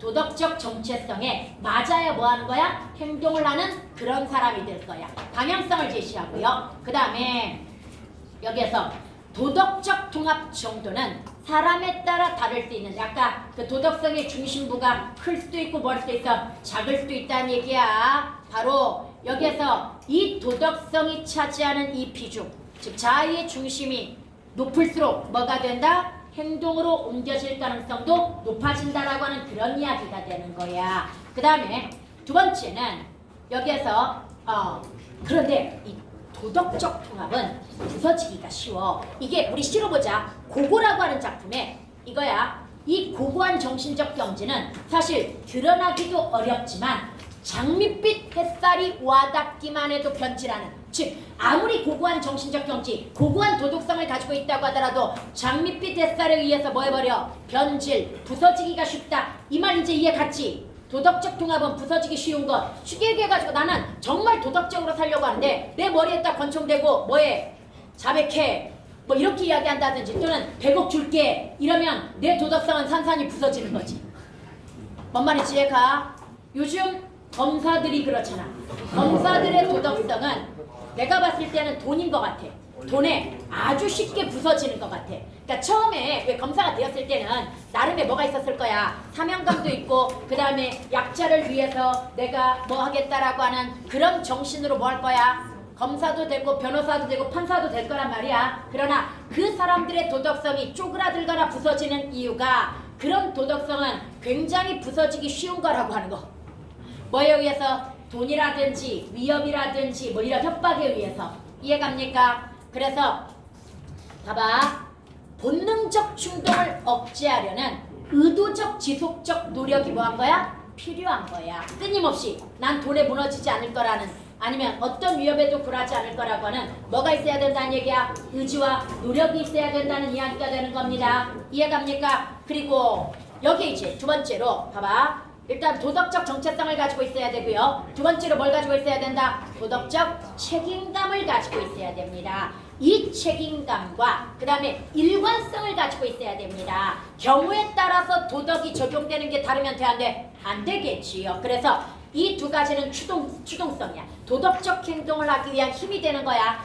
도덕적 책임감이 강할수록 그 다음에 자일관성, 우리가 주관이 뚜렷하다 이런 말 하잖아. 야, 너네 솔직히 너네는 아직 주관이 뚜렷하지 않아가지고 그냥 귀가 나풀나풀하잖아. 그런데 내 주관이 뚜렷하면 도덕적 행동으로 옮겨질 가능성이 매우 높아진다는 얘기야. 추동성이야. 어떤 행동을 하도록 추진하는 힘이라는 이야기야. 이해갑니까? 다시 도덕적 책임감을 가진 사람과 자일관성을 가진 사람이 행동으로 옮길 뭐가 강한 거야? 추동성이 강한 거야. 그럼 행동으로 옮겨질 가능성이 매우 높다라고 봐야 되겠지요. 도윤아 졸려? 미안해. 네. 그래서 도덕적 책임감은요. 도덕적 판단과 도덕적 의무에 대한 깨달음이 있어야 됩니다.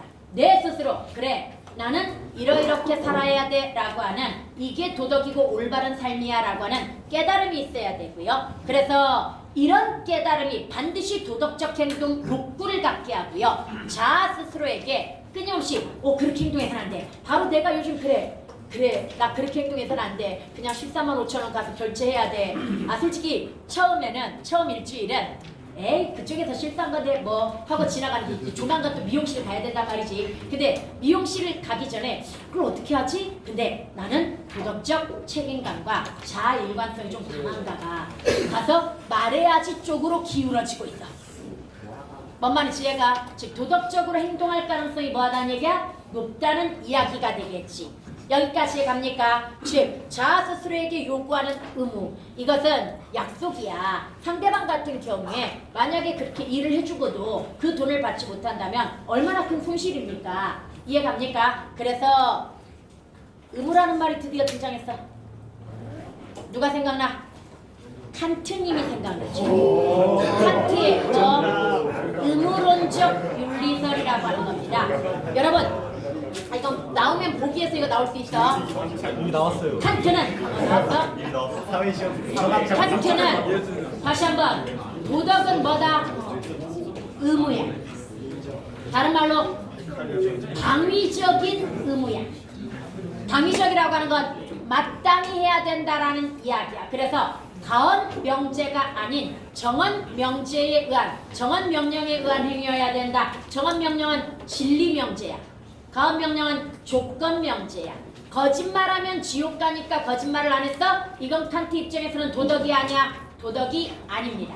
이해갑니까? 그러나 인간은 거짓말해서는 안 되라고 해서 거짓말을 안 했어? 그럼 이거 뭐야? 도덕인 거야. 당연한 의무이고 당위적인 의무인 거야. 마땅한 의무인 거야. 이해갑니까? 쉽게 얘기해서 뭐가 강한 사람? 도덕적 책임감이 강한 사람은 이 도덕의 실천을 뭐라고 생각해? 의무라고 생각할 가능성이 높다라고 하는 겁니다. 이해갑니까? 그래서 의무다 보니까 자동으로 도덕성을 실천하고자 하는 욕구가 발생하는 거야. 뭔 말인지 이해가지요? 이 부분 이해갔습니까? 도덕적 책임감, 그 다음에 자아일관성. 자신이 자아의식과 일치하는 삶에 대한 내가 높은 도덕성을 가지고 있다면 내 삶도 뭐 해야 되는 거야? 도덕적이어야 되는 거야. 이해갑니까? 그래서 삶에 대한 경향성으로서 도덕적 이상과 일치된 행동을 하려는 경향을 뭐라고 이야기한다? 자아일관성이라고 이야기합니다. 여기까지 해갔습니까? 이렇게 도덕 조율아 도덕적 책임감이 있는 사람들이 도덕적 행동을 하는 데 있어서 중간에 자아의 일관성이 책임감은 생각이잖아. 이 생각을 뭘로 전환시켜줘? 행동으로 전환시켜준다는 이야기야. 다시 자아일관성이 책임감을 뭘로 전환시킨다? 행동으로 전환시킨다. 자신의 판단에 의한 행동이 아니면 자아에 뭐가 올 수 있어? 균열이 올 수 있습니다. 이게 무슨 말이냐면요. 여러분들 선생님이 아우를 위하여라고 하는 소설과 그 다음에 우리들의 일그러진 영웅이라고 하는 소설을 비교를 할 때 어느 부분에서 비교를 하냐면요. 우리들의 일그러진 영웅은 폭력과 억압하에 놓여 있다가 민주주의를 되찾게 되는데 그게 누구 때문이었습니까? 6학년 때 담임 선생님이었습니다. 외부적 요인에 의해서 담임 선생님이 그 권력, 그러니까 독재, 그 엄석대 일파를 두들겨 패버려. 그래서 걔네들의 권력을 무너뜨려 버리게 되는 거야. 그래서 반 아이들은 민주적 자유를 얻게 되는 거야. 그런데 아우를 위하여 같은 경우에는 역시 영내 일파라고 하는 권력에 선생님이 아닌 학생 스스로가 자각해가지고 용기를 내서 맞서게 됩니다. 그리고 주변 애들도 거기에 동참하게 됩니다. 그래서 결국은 권력이 무너지고 민주적 자유를 얻게 됩니다. 둘의 차이, 외부적인 요인에 의해서 얻어졌느냐, 내 스스로 얻었느냐, 이 차이거든요. 그럼 나중에 이게 어떤 결과로 나타나게 되냐면요. 여러분, 첫 번째 일그러진 영웅 같은 경우는 언제든 새로운 독재 권력이 들어오게 되면 다시 자유를 뭐 할 가능성이 높아? 억압당할 가능성이 높은 데 비해서 아우를 위하여 같은 경우에는 내 스스로 한번 뭐 해봤어? 저항해가지고 무너뜨려봤고 그래서 내가 깨달음과 그 다음에 행동이 있었기 때문에 이게 스스로 뭐 되는 거야? 탑재되어가지고 나중에 이런 상황이 오게 되면 언제든 다시 뭐 할 수 있어? 저항해가지고 무너뜨려서 자유를 유지할 수 있게 되는 겁니다. 수호할 수 있게 되는 거거든요. 우리나라 민주주의의 장점이 바로 이거야. 우리나라 민주주의는 국민 스스로 뭘 만들어냈다는 거? 민주주의를 만들어냈다는 거. 다른 권력에 의해서 만들어진 게 아니라고 하는 거. 그래서 또 탄핵을 시키는 거야. 뭔 말인지 이해가? 만약에 이 탄핵이 어떤 외부 권력에 의해서 이루어진 거라고 한다면 국민은 또 다른 상황이 왔을 때 이걸 이뤄낼 수 있어 없어? 없는 거야. 그럼 쌤이 왜 이 이야기를 했느냐? 자기 판단에 의한 행동이 아닐 때는 자아가 균열된다라고 하는 것은 내가 일관된 자아를 갖기가 쉽다 어렵다? 어려워지는 거야. 상황에 따라서 달라져 버리는 거야. 정의는 시대와 상황에 따라서 달라지듯이. 뭔 말인지 알겠지요? 그래서 그 말이고요. 그 다음에 선, 정의, 공평 이런 게 자아의 중심에 있을 때 도덕적 정체성이 확립이 되고요. 그래서 일치된 자아의 일관성이 추동력이 되어가지고 이 도덕성과 일치된 행동이 나타날 가능성이 매우 높아진다라고 하는 거. 여기까지 해갔습니까? 그래서 이것도 본문에 예시가 거의 안 나와 있어가지고 좀 이런 건 지문이 어려운 건 아닌데 그냥 예시 없으면 뭐해? 읽어도 읽은 것 같지 않고 머리에 남지도 않고 뭐 이런데 정확하게 다 이해 갔지요? 그 다음에 이제 라스트 여러분 구조물의 하중 설계 이게 제일 예의 없는 지문이었어. 그러나 제가 누굽니까? 완벽하게 이해를 시켜드릴 테니 마지막 힘을 발휘해 봅시다. 알았죠? 네. 승준이 이거 이해 갔어? 구조물의 하중 설계? 기억이 나긴 해. 여러분 원래 여기에서 이렇게 예의 없게 내면 안 되고요. 설명해 줘야 될 게 되게 많거든요. 먼저 구조물을 건물이라고도 이야기할 수 있고요. 뭐 보 같은 달이라고도 이야기할 수 있어. 그냥 건축물이라고 한번 생각을 해보도록 하자. 이해갑니까? 그러면 이 건축물의 부재는 구조물의 뼈대가 되는 재료를 부재라고 이야기합니다. 여러분 지금 가장 많이 사용되는 부재가 뭡니까? 철근 콘크리트입니다. 사실 가장 강한 건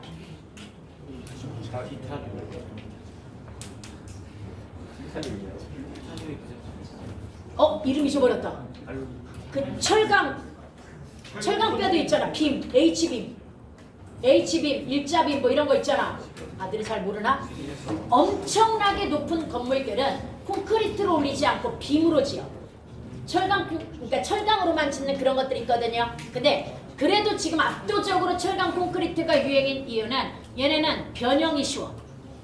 물과 반죽하잖아 얘네는. 그래서 어떤 모양이라도 다 만들어낼 수 있다라고 하는 게 특징이야. 문제는요. 다시 부제가 뭔지 알겠지? 현재는 뭘 가장 많이 사용한다? 콘크리트, 철근 콘크리트. 왜 그러는 줄 알아? 콘크리트가 정말 좋은데 결정적 약점이 하나 있습니다. 인장 응력이 대단히 약합니다. 압축 응력은 대단히 높은데요. 즉 압축 응력이라고 하는 건 이렇게 꽉 눌렀을 때 변형될 가능성은 대단히 낮다는 이야기야. 그러나 양쪽에서 조금만 잡아당겨도 부서져 버린다는 이야기야. 이해갑니까? 이게 콘크리트의 맹점입니다. 이걸 보완한 게 뭡니까? 철근입니다. 철근 양쪽에서 아무리 잡아당겨도 안 늘어납니다. 뭔 말인지 알겠지요? 그래서 금방 쌤이 사용한 용어 이제 기억해볼까? 원래 뭐가 있다? 하중이라고 하는 거에는 이거 마저 읽고 그 다음에 들어가자. 설계, 구조물에 가해질 뭐가 있어? 하중이라고 하는 것이 있는 거야. 예를 들어서 옛날에 삼풍백화점이 무너졌죠. 그럼 삼풍백화점에 한 층이 견딜 수 있는 뭐가 있다는 얘기야? 무게가 있다는 이야기야. 그게 지금 구조물에 가해질 하중일 겁니다. 이해갑니까? 그 다음에 문제는 부재의 허용하중이라고 하는 것이 있을 거란 말이야. 즉 얘가 물론 여기에서 이제 면적을 곱하긴 해야 되지만 얘가 얼마의 하중을 견딜 수 있다라고 하는 허용하중이라고 하는 게 있을 겁니다. 이해갑니까? 이때 허용하중이라고 하는 것과 하중 최대치는 또 다르다. 야, 하중 최대치를 허용하중으로 하면 허용하중에 도달하면 그냥 무너지지. 뭔 말인지 알겠지요? 그럼 얘가 봐봐, 하중 최대치가 100일 때 허용하중은 뭐 해야 되겠어? 더 낮아야 되겠지. 70 정도까지만 허용을 해줘야 되겠지. 그래야 무너지지 않겠지요. 그럼 삼풍백화점이 무너진 이유 알겠지요? 허용하중을 뭐 했다는 얘기야? 넘어섰다는 이야기가 되는 거지요. 그러니까 무너졌지. 왜? 거기에서 설계를 진짜 잘해야 되거든요. 하중을 견디기 위해서. 다시 봐봐. 설계할 때 구조물에 가해질 하중을 계산해가지고 부재의 허용 하중보다 작아야 돼 이게. 이해갑니까? 작아야 되고요. 이 허용 하중은 구조물의 안전을 위해 허용되느냐 그냥 최대값이 아니야. 하중의 최대값이고 이걸 넘어서게 되면 뭐 될 가능성이 있기 때문이야? 파손되거나 변형될 가능성이 있기 때문이야. 그래서 파손 또는 영구적 변형을 뭐 해줘야 돼? 방지해줘야 되는 겁니다. 그런데 삼풍백화점이 무너졌던 이유는요. 뭐 때문에 무너졌냐면요. 삼풍백화점의 이 단면을 한번 이렇게 보도록 하자. 이 단면에 일단 먼저 조심해야 돼. 단면이 우리 이 수평 방향을 얘기하는 게 아니야. 야, 이걸로 보자. 이 그림들은 책에 안 나오는 거야. 이게 단면이다. 그럼 이게 두께가 되는 거지. 두께가 두꺼워야 되겠니? 가벼워야 되겠니? 아니, 얕아야 되겠니? 두꺼워야 되는 거지. 그래야 하중이 더 뭐해질 거야? 강해지겠지. 단면적이 넓어질수록 그래서 하중이 뭐해지는 거야? 강해지는 거야. 여기까지 갔으니까. 그런데 얘네들이 견딜 수 있는 인장하중은 양쪽에서 뭐 하는 거라고 그랬어? 끌어당기는 거라고 이야기했잖아. 이 견딜 수 있는 하중 때문에 무조건 여러분 4제곱이야. 그러니까 이 거리가 이거 보자. 이 지금 기둥과 기둥 사이에 뭘 올려놨어? 볼을 올려놨단 말이지. 근데 이 길이가 2배가 되면 인장력은 4제곱 반비례야. 엄청나게 약해져 버린다는 얘기야. 뭔 말이 4제곱이야. 4제곱. 16분의 1. 그 정도로. 그래서 진짜 설계할 때 기둥간 거리가 뭐합니까? 중요합니다. 조금만 기둥간 거리가 넓어져도 엄청나게 약해져 버리기 때문이야. 뭔 말인지 이해가죠? 그래서 저 중심 기둥을 잘라내면 안 되는 이유가 저거야. 솔직히 이 건물 안에 지금 교실 안에 저게 거슬리잖아. 그러면 공사할 때 저걸 뭐 해버리면 돼? 잘라내버리면 되는 거잖아. 저걸 무너뜨리면 되는 거였잖아. 근데 저거 잘라버리면요 이거 그냥 무너지는 거야. 봐. 이거하고 저 기둥 사이 거리 여기에 만약에 이거 잘라내버리면 2배가 돼버리잖아. 그러면 결국 4제곱의 반비례 해가지고 뭐 해진다는 얘기야? 인장력이 약해진다는 이야기잖아 지금. 뭔 말인지 갑니까? 지금 배경 지식하고 있는 거야. 질문하는 거 아니야. 인장력 이해 갔습니까? 응력이 뭐야 얘들아? 저항력이야. 다시 부재 자체에 뭐에 해당이 돼? 저항력이야. 그래서 내가 이렇게 밀었어. 왜 이렇게 응력이 약해? 다시 밀 거야. 버텨. 이렇게 밀었어. 그러면 반대로 뭐가 생겨? 응력이 생겨. 다시 내가 이렇게 외부에서 가해진 압력이지 이게 하중이라고 한번 생각하자. 이 하중을 버티기 위해서 지금 얘가 안쪽에서 힘이 발생했지. 이걸 뭐라고 한다? 응력. 저항력이야 쉽게 얘기해가지고. 그런데 지금 이렇게 미는 힘과 그 다음에 얘가 발생시키고 있는 응력은 언제나 같습니다. 버텼다면, 변형이 일어나지 않았다면 응력과 무엇은 같다? 이 밖에서 가해지는 하중은 같은 거야. 이해갑니까? 그리고 내가 손을 뗐어. 그럼 응력도 소멸됩니다. 제거가 되는 거야. 그럼 만약에 내가 이렇게 밀었어. 아무리 얘가 버틸라고 하더라도 내가 워낙 강한 하중을 외부에서 투입시켰기 때문에 얘를 견뎠어 못 견뎠어? 못 견뎠단 말이야. 이때 이렇게 밀 때 견딜 수 있는 최대치가 있어. 최대치가 있고 이걸 넘어가면 뭐 되는 거야? 변형이 되고 이걸 더 넘겨버리면 파손이 되는 거야. 뭔 말인지 이해갔죠? 그럼 응력이라고 하는 거 완벽하게 이해갔죠? 예. 응력이라고 하는 것도 한계치라고 하는 게 있다는 걸 알아야 돼. 오케이? 그러면 다시 위로 올라갈게요. 그러면 이제 하중이라고 하는 거에 한번 보도록 합시다.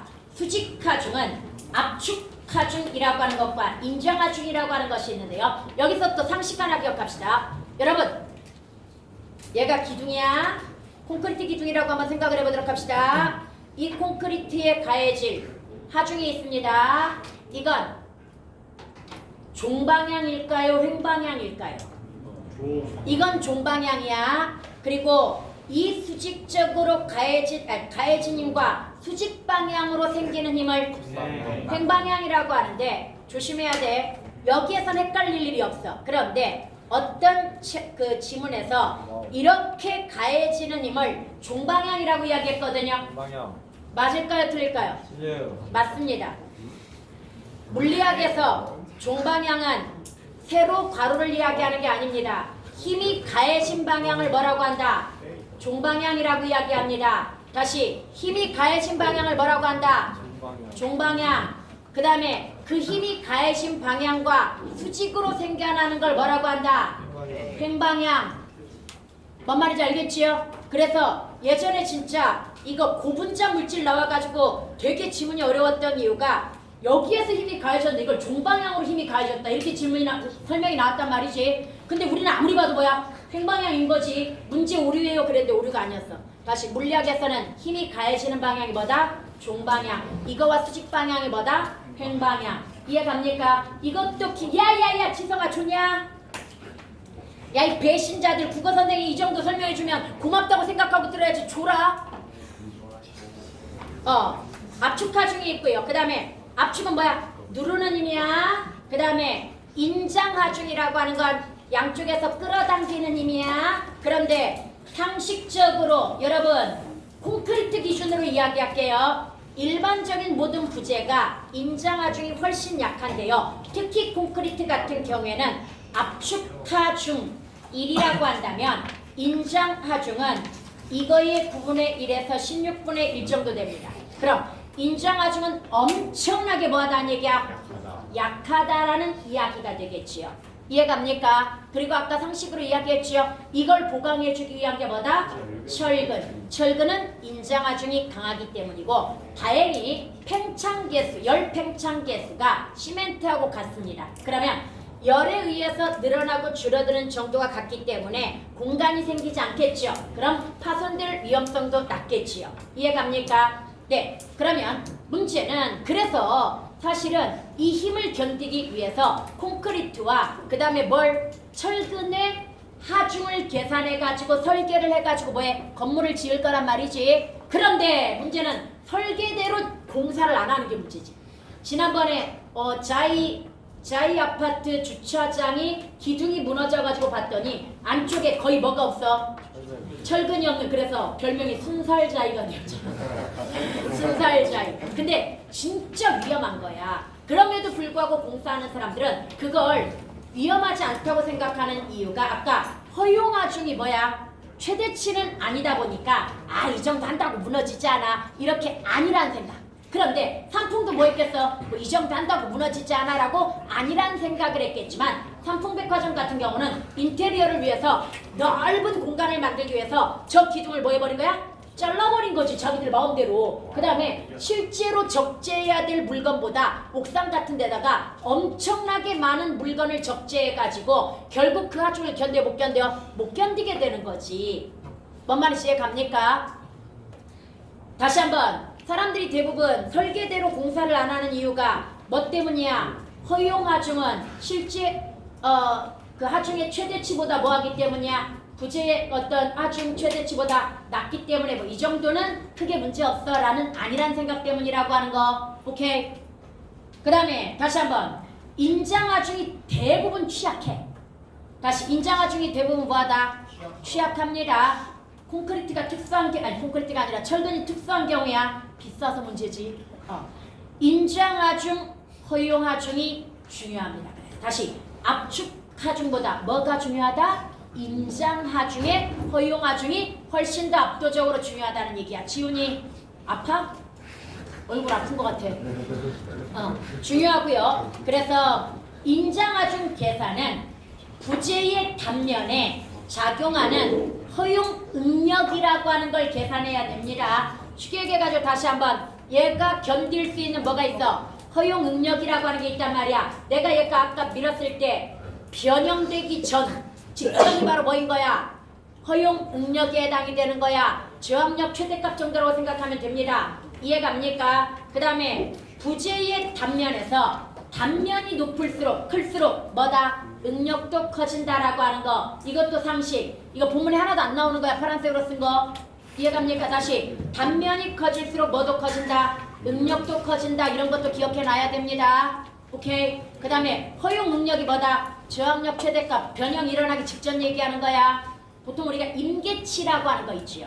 그러니까 탄성이라고 했을 때 잡아당기면 임계치에 도달하기 전까지는 뭐야? 언제나 제자리로 돌아오지만 그 임계치를 넘어가면은 탄성력을 잃어가지고 돌아오지 못해. 돌아오지 못하고요. 더 넘어가면 이제 파손 단계까지 있지요. 오케이? 그 다음에 넘어가보자. 인장시험. 그래서 우리는 뭐가 중요하다? 건축물에 있어서 부재의 인장력을 테스트하는 게 진짜 중요하다는 얘기야. 우리는 이미 뭐가? 콘크리트가 그 다음에 철근이 대단히 좋은 부재라는 건 알고 있지만 이 콘크리트의 인장력이 약하다고 이야기했죠. 압축력, 그러니까 다른 부재에 비해서 약하다가 아니라 압축력에 비해서 콘크리트 자체의 압축력에 비해서 뭐가 약하다? 인장력이 약하다 이 이야기야. 다른 부재에 비해서 인장력이 뭐 할 수 있어? 클 수 있지. 야 솔직히 모래보다는 엄청나게 크겠지. 그래서 봐봐. 부재에 따라 다양한 물리적 성질을 가지고 있기 때문에 다 달라 인장력이. 그리고 그 인장력의 허용 응력도 다 다른 거야. 뭔 말인지 알겠죠? 그럼 어떤 부재에 뭘 정확하게 알아야 돼? 인장력을 정확하게 알아야 될 거 아니야. 인장 허용 그 허용 인장을 알아야 될 거 아니야. 그래서 시편 이건 실험 재료라는 이야기야. 쉽게 얘기해가지고 이런 겁니다. 철판, 그 다음에 콘크리트판, 그러니까 똑같은 규격의 철판, 콘크리트판, 그 다음에 뭐 돌판, 아니면은 여기에다 유리판 이런 것들을 다 기계에다 딱 올려놓고 거기에다가 하중을 가하기 시작하는 거야. 그래서 인장 실험이라는 걸 하게 되는 거야. 이때 점진적으로 하중을 뭐해? 늘려가는 거지. 그러면 어떤 제품은 이 하중이 늘어나게 되면 점점 밑으로 뭐처럼? 얘처럼 점점 밑으로 뭐야? 구부러지는 이게 변형에 해당이 되는 겁니다. 이해갑니까? 이런 것들이 있고 그래서 이 변형률이 높으면 이때 변형률이 높다는 건 원래 길이가 있을 거 아니야. 이 기둥과 기둥 사이가 원래 10m였다고 한번 생각을 해보도록 하자. 다시 기둥과 기둥 사이가 몇 미터다? 10m. 10m인데 여기에 나중에 하중을 다하고 재봤더니 10.2m가 되었다고 한번 생각을 해보도록 하자. 그럼 뭐가 늘었다는 얘기야? 20cm가 늘었다는 이야기가 되겠지요. 그럼 변형률은 10분의 늘어난 거거든요. 얼마 늘어났어? 0.2m 늘어났지요. 그럼 변형률은 뭐가 됩니까? 10분의 0.2니까 2% 정도 되겠죠. 0.02 변형률은 이해갑니까? 변형률 계산법 이해갔어? 아 여기는 변형률이라는 말은 나오는데 변형률 계산법이 안 나와. 다시 계산법 안 나오는데? 지초길이에 대한 늘어나기. 아 그래? 쏘리. 여하튼 변형률 계산했어. 그럼 변형률이 높다라고 하는 건 이따가 보면 뭐 연성재료에 해당이 됩니다. 만약에 취성재료 같으면 변형되지 않고 그냥 파손될 가능성이 굉장히 높습니다. 이해갑니까? 다시 위로 올라갈게요. 그래서 보자. 10편의 인장하중을 점진적으로 늘리는 방식으로서 인장하중에 따른 10편의 늘어난 길이를 뭐 하는 거야? 측정해가지고 그럼 이렇게 해가지고 나온 게 뭐다? 변형률이 되는 거야. 원래 길이 분의 늘어난 길이가 되는 겁니다. 변형률을 측정하는데 바로 여기에서 이걸 아까 점진적이라고 이야기했죠. 서서히 하중을 뭐 하는 거야? 증가시켜가지고 탄성 구간이라고 하는 것이 있고 소성 변형 구간이라고 하는 것이 있고 변형 경화 구간이라고 하는 것이 있고 네킹 구간 이렇게 4단계로 나눠지거든요. 이때 탄성 구간은 인장 하중을 높일수록 응력도 당연히 뭐 해야 돼? 높아져야지. 다시 한번 하중과 응력은 비례하는 거다. 이해갑니까? 그러면서 10편의 변형률도 조금씩 뭐 하겠어? 높아지겠지요. 여기까지 해갔습니까? 네. 그래서 만약에 얘가 탄성작용을 가지고 있는 애라고 한다면 인장하중을 뭐 하게 되면? 제거하게 되면 얘는 응력도 사라지면서 이 변형된 게 원래로 되돌아와야 돼. 다시 변형된 게 원래로 뭐 해야 된다? 되돌아오는 여기가 바로 뭐다? 탄성 구간에 해당이 되고 임계치를 넘어서면 아까 돌아온다고 그랬어? 안 돌아온다고 그랬어? 안 돌아온다고 이야기했지요. 그래서 탄성 여기서 참고 탄성 계수가 낮을수록 탄성도가 뭐하다? 높다. 그 다음에 이제 소성 변형 구간이라고 하는 것이 있습니다. 저기 뒤에 딴짓하는 사람 있는 것 같은데? 아니야? 보고 있는 거 맞지? 소성 변형 구간이라고 하는 것은 아까 임계치에 도달해서 뭘 잃었다? 탄성을 잃었고 10편 상태가 변형, 영구적 변형이 이루어졌다고 볼 수 있겠지요. 이해갑니까? 선생님이 아니다. 이해 들지 마자. 해주세요. 다리가 옛날에는 아무리 무릎을 꿇거나 아니면은 아니다 별로 적절하지 않은 얘기 같아. 내가 무릎이 아프다고 요즘. 보자. 탄성을 잃어가지고 10편 상태가 뭐한다? 아까 용수철 이야기했잖아. 임계치를 넘어서면 이게 늘어난 것이 제자리로 돌아온다 안 돌아온다? 안 돌아오는 영구적 변형이라고 하는 것이 일어나고요. 바로 항복응력이라고 하는 것이 그냥 임계치라고 생각하면 될 것 같아. 다시 항복응력을 뭐라고 생각해라? 변성 시작 지점이니까 임계치라고 생각하면 돼. 탄성 임계치 이렇게 생각하면 될 것 같아. 뭔 말인지 알겠죠? 그럼 이해하기가 쉬울 것 같고요. 이때 바로 10편의 변형률이 급격하게 이제 하중을 주면 줄수록 변형률이 급격히 뭐한다? 증가하게 된다. 여기까지 해갔죠? 그 다음 변형 경화 구간. 이때 응력이 높아진다는 건 10편의 변형률도 뭐한다는 얘기야? 계속 증가한다는 이야기가 되는 거야. 그런데 언제까지 변형만 할 수는 없잖아. 힘이 엄청나게 강해지면 이게 바로 다시 항복응력이 아까 탄성임계치라고 생각을 한다면 극한 응력은 뭐일까? 변형임계치가 되겠지. 이제 변형을 넘어서 가지고 뭐하는 구간이야?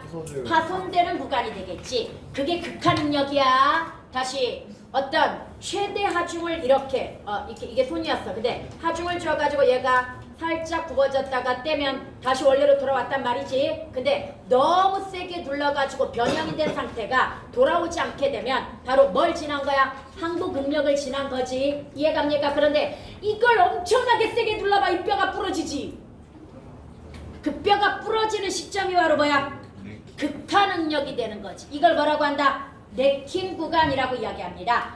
10편의 변형률이 계속 증가하다가 10편이 끊어지는 파단 현상. 그럼 얘는 지금 뭐 연구하고 있는 거야? 인장시험하고 있으니까 어느 정도의 힘이 가해졌을 때 얘가 이 탄성 구간을 지나고 소성 변형 구간이 되느냐, 변형 경화 구간이 되느냐, 그리고 네킹 구간이 되느냐, 이걸 계산해 내겠지요. 그래서 얘가 인장력이 강한 애인지 아닌지, 그리고 인장력을 이 정도까지 끌어올리기 위해서는 단면적을 얼마나 넓혀야 될 것인지, 이런 것들을 계산해 가지고 설계를 해 주겠지요. 여기까지 갑니까? 네. 오케이. 그래서 이 그래프가 지금 가가 탄성 구간이라고 하고 나가 뭐에 해당이 됩니까? 소성 변형 구간이라고 이야기하고, 그 다음에 다가 뭐에 해당이 돼? 네, 변형 경화 구간이라고 이야기하고, 그 다음에 라가 파단 맞지? 네킹 구간 맞지? 이렇게 시험에 나온 거 가나다라 맞지? 그럼 A가 뭐에 해당이 돼? 그렇지, 항복 응력 여기에 해당이 되는 거지. 그 다음에 C가 뭐에 해당이 돼? 극한 응력에 해당이 되는 거지. 여기까지 갔습니까? 다시 여기가 뭐에 해당이 된다? 항복 응력. 그 다음에 여기가 뭐가 된다? 극한 응력. 여기까지 갔습니까? 그러면 이렇게 해가지고 네. 그 다음에 이제 부재, 연성재 다 했어 이거. 이제 뒤에 건 그냥 가볍게 읽어보기만 하면 되거든요. 연성재료는 인장하중에 의해서 가늘고 길게 늘어나는, 즉 잘 늘어나는 애, 변성이 잘 되는 애, 뭐 이런 애. 그 다음에 취성재료는 인장하중에 의해서 가늘고 길게 늘어나는 성질이 없어. 그래서 연강이라고 하는 건 좀 부드러운 철강, 뭐 이런 정도 될 것이고요. 유리 같은 경우에는 그냥 하중이 어느 정도 가해지면 견디지 못하고 뭐 해버려? 깨져버리지. 변형은 안 되잖아. 유리가 늘어나지는 않잖아. 오케이. 그 다음에 탄성 구간을 넘어서는 인장하중이 가해지면 취성재료는 변형 없이 뭐 해져버린다? 끊어져 버리는 영구적 변형이 일어난다. 이런 얘기가 되는 거야. 이때 영구적 변형이라는 말에 뭐도 포함돼? 파단. 원래 상태에서 완전히 변했다는 이야기잖아. 이해갑니까? 그러니까 변형은 두 가지 경우에 쓰는 거야. 원래 상태에서 형태가 뭐한 거? 변한 거, 또는 파단된 거. 이해갑니까? 이걸 영구적 변형이라고 지금 이야기하고 있는 거야. 오케이? 그 다음 넘어가가지고 하중에 의한 영구적 변형을 예방하기 위해서는 재료에 뭘 잘 계산해내야 된다? 허용 응력이라고 하는 걸 계산해내야 된다라고 하는 겁니다. 이때 허용 응력이라고 하는 것을 항복 응력에 맞춰야 되는 게 뭐야? 연성재료. 연성재 아니지. 취성재료지. 취성재료는 항복 응력만 넘어가 버려도 뭐해? 탄성 구간을 넘어서면 뭐 한다고 그랬어? 파손된다고 이야기했잖아. 그럼 연성재료 같은 경우에는 항복 응력을 고려해 가지고 뭐 해야 돼? 허용 응력을 계산해내야 되는 거 아니야? 반대로 갈까? 아니 취성재료는. 취성재료는 뭐 허용 응력을 계산해 가지고 뭐 해야 돼? 아니, 허용 응력이 아니라 뭐 항복 응력 밑으로 허용 응력을 계산해 내야 되는 거고, 연성재료 같은 경우에는 어느 정도의 변형은 감안하더라도, 그러니까 영구 변형 사실 안 되지. 얘도 허용 응력을 원래는 어디에서? 항복 응력에서 계산하는 게 맞기는 맞습니다. 그런데 극한 응력도 반드시 계산을 해줘야 되는 거지. 오케이? 그 다음에 하중에 의한 영구적 변형을 예방하기 위해서는 재료의 허용 응력을 산출. 그래서 연성 재료는 뭘 알아야 된다? 항복 응력, 탄성 구간 내에서 해결해야 되기 때문에. 그 다음 취성 재료는 극한 응력. 이걸 안전계수가 있겠지, 우리는 몰라도 안전계수로 나눠가지고 허용 응력을 계산해내야 되고요. 허용 응력은 부재의 단면적의 면적을 곱하여 허용 하중을 산출한다. 이 말은 단면적이 넓으면 넓을수록 허용 하중도 뭐한다? 커진다. 이 뜻이 되는 거야. 뭔 말인지 알겠지요? 오케이. 그 다음에 안전기획수는 허용 응력이 극한 내지는 항복 의혹 응력보다는 뭐 해야 돼? 작아야 되기 때문에 1초각값을 설정한다고 하는데 이건 너네가 알아서 해. 그냥 외워 이 문장은. 뭔 말인지 알겠죠? 그럼 안전기획수가 높을수록 허용 응력은 뭐해진다는 이야기야? 낮아진다라는 이야기가 되는 겁니다. 오케이? 여기까지 해봤지요? 네. 그러면 독서는 마무리 딱 2시간 걸렸네. 마무리했고 이제 10분만 쉬었다가 문학을 정리하도록 합시다. 나는 안 왔습니다. 안 왔습니다.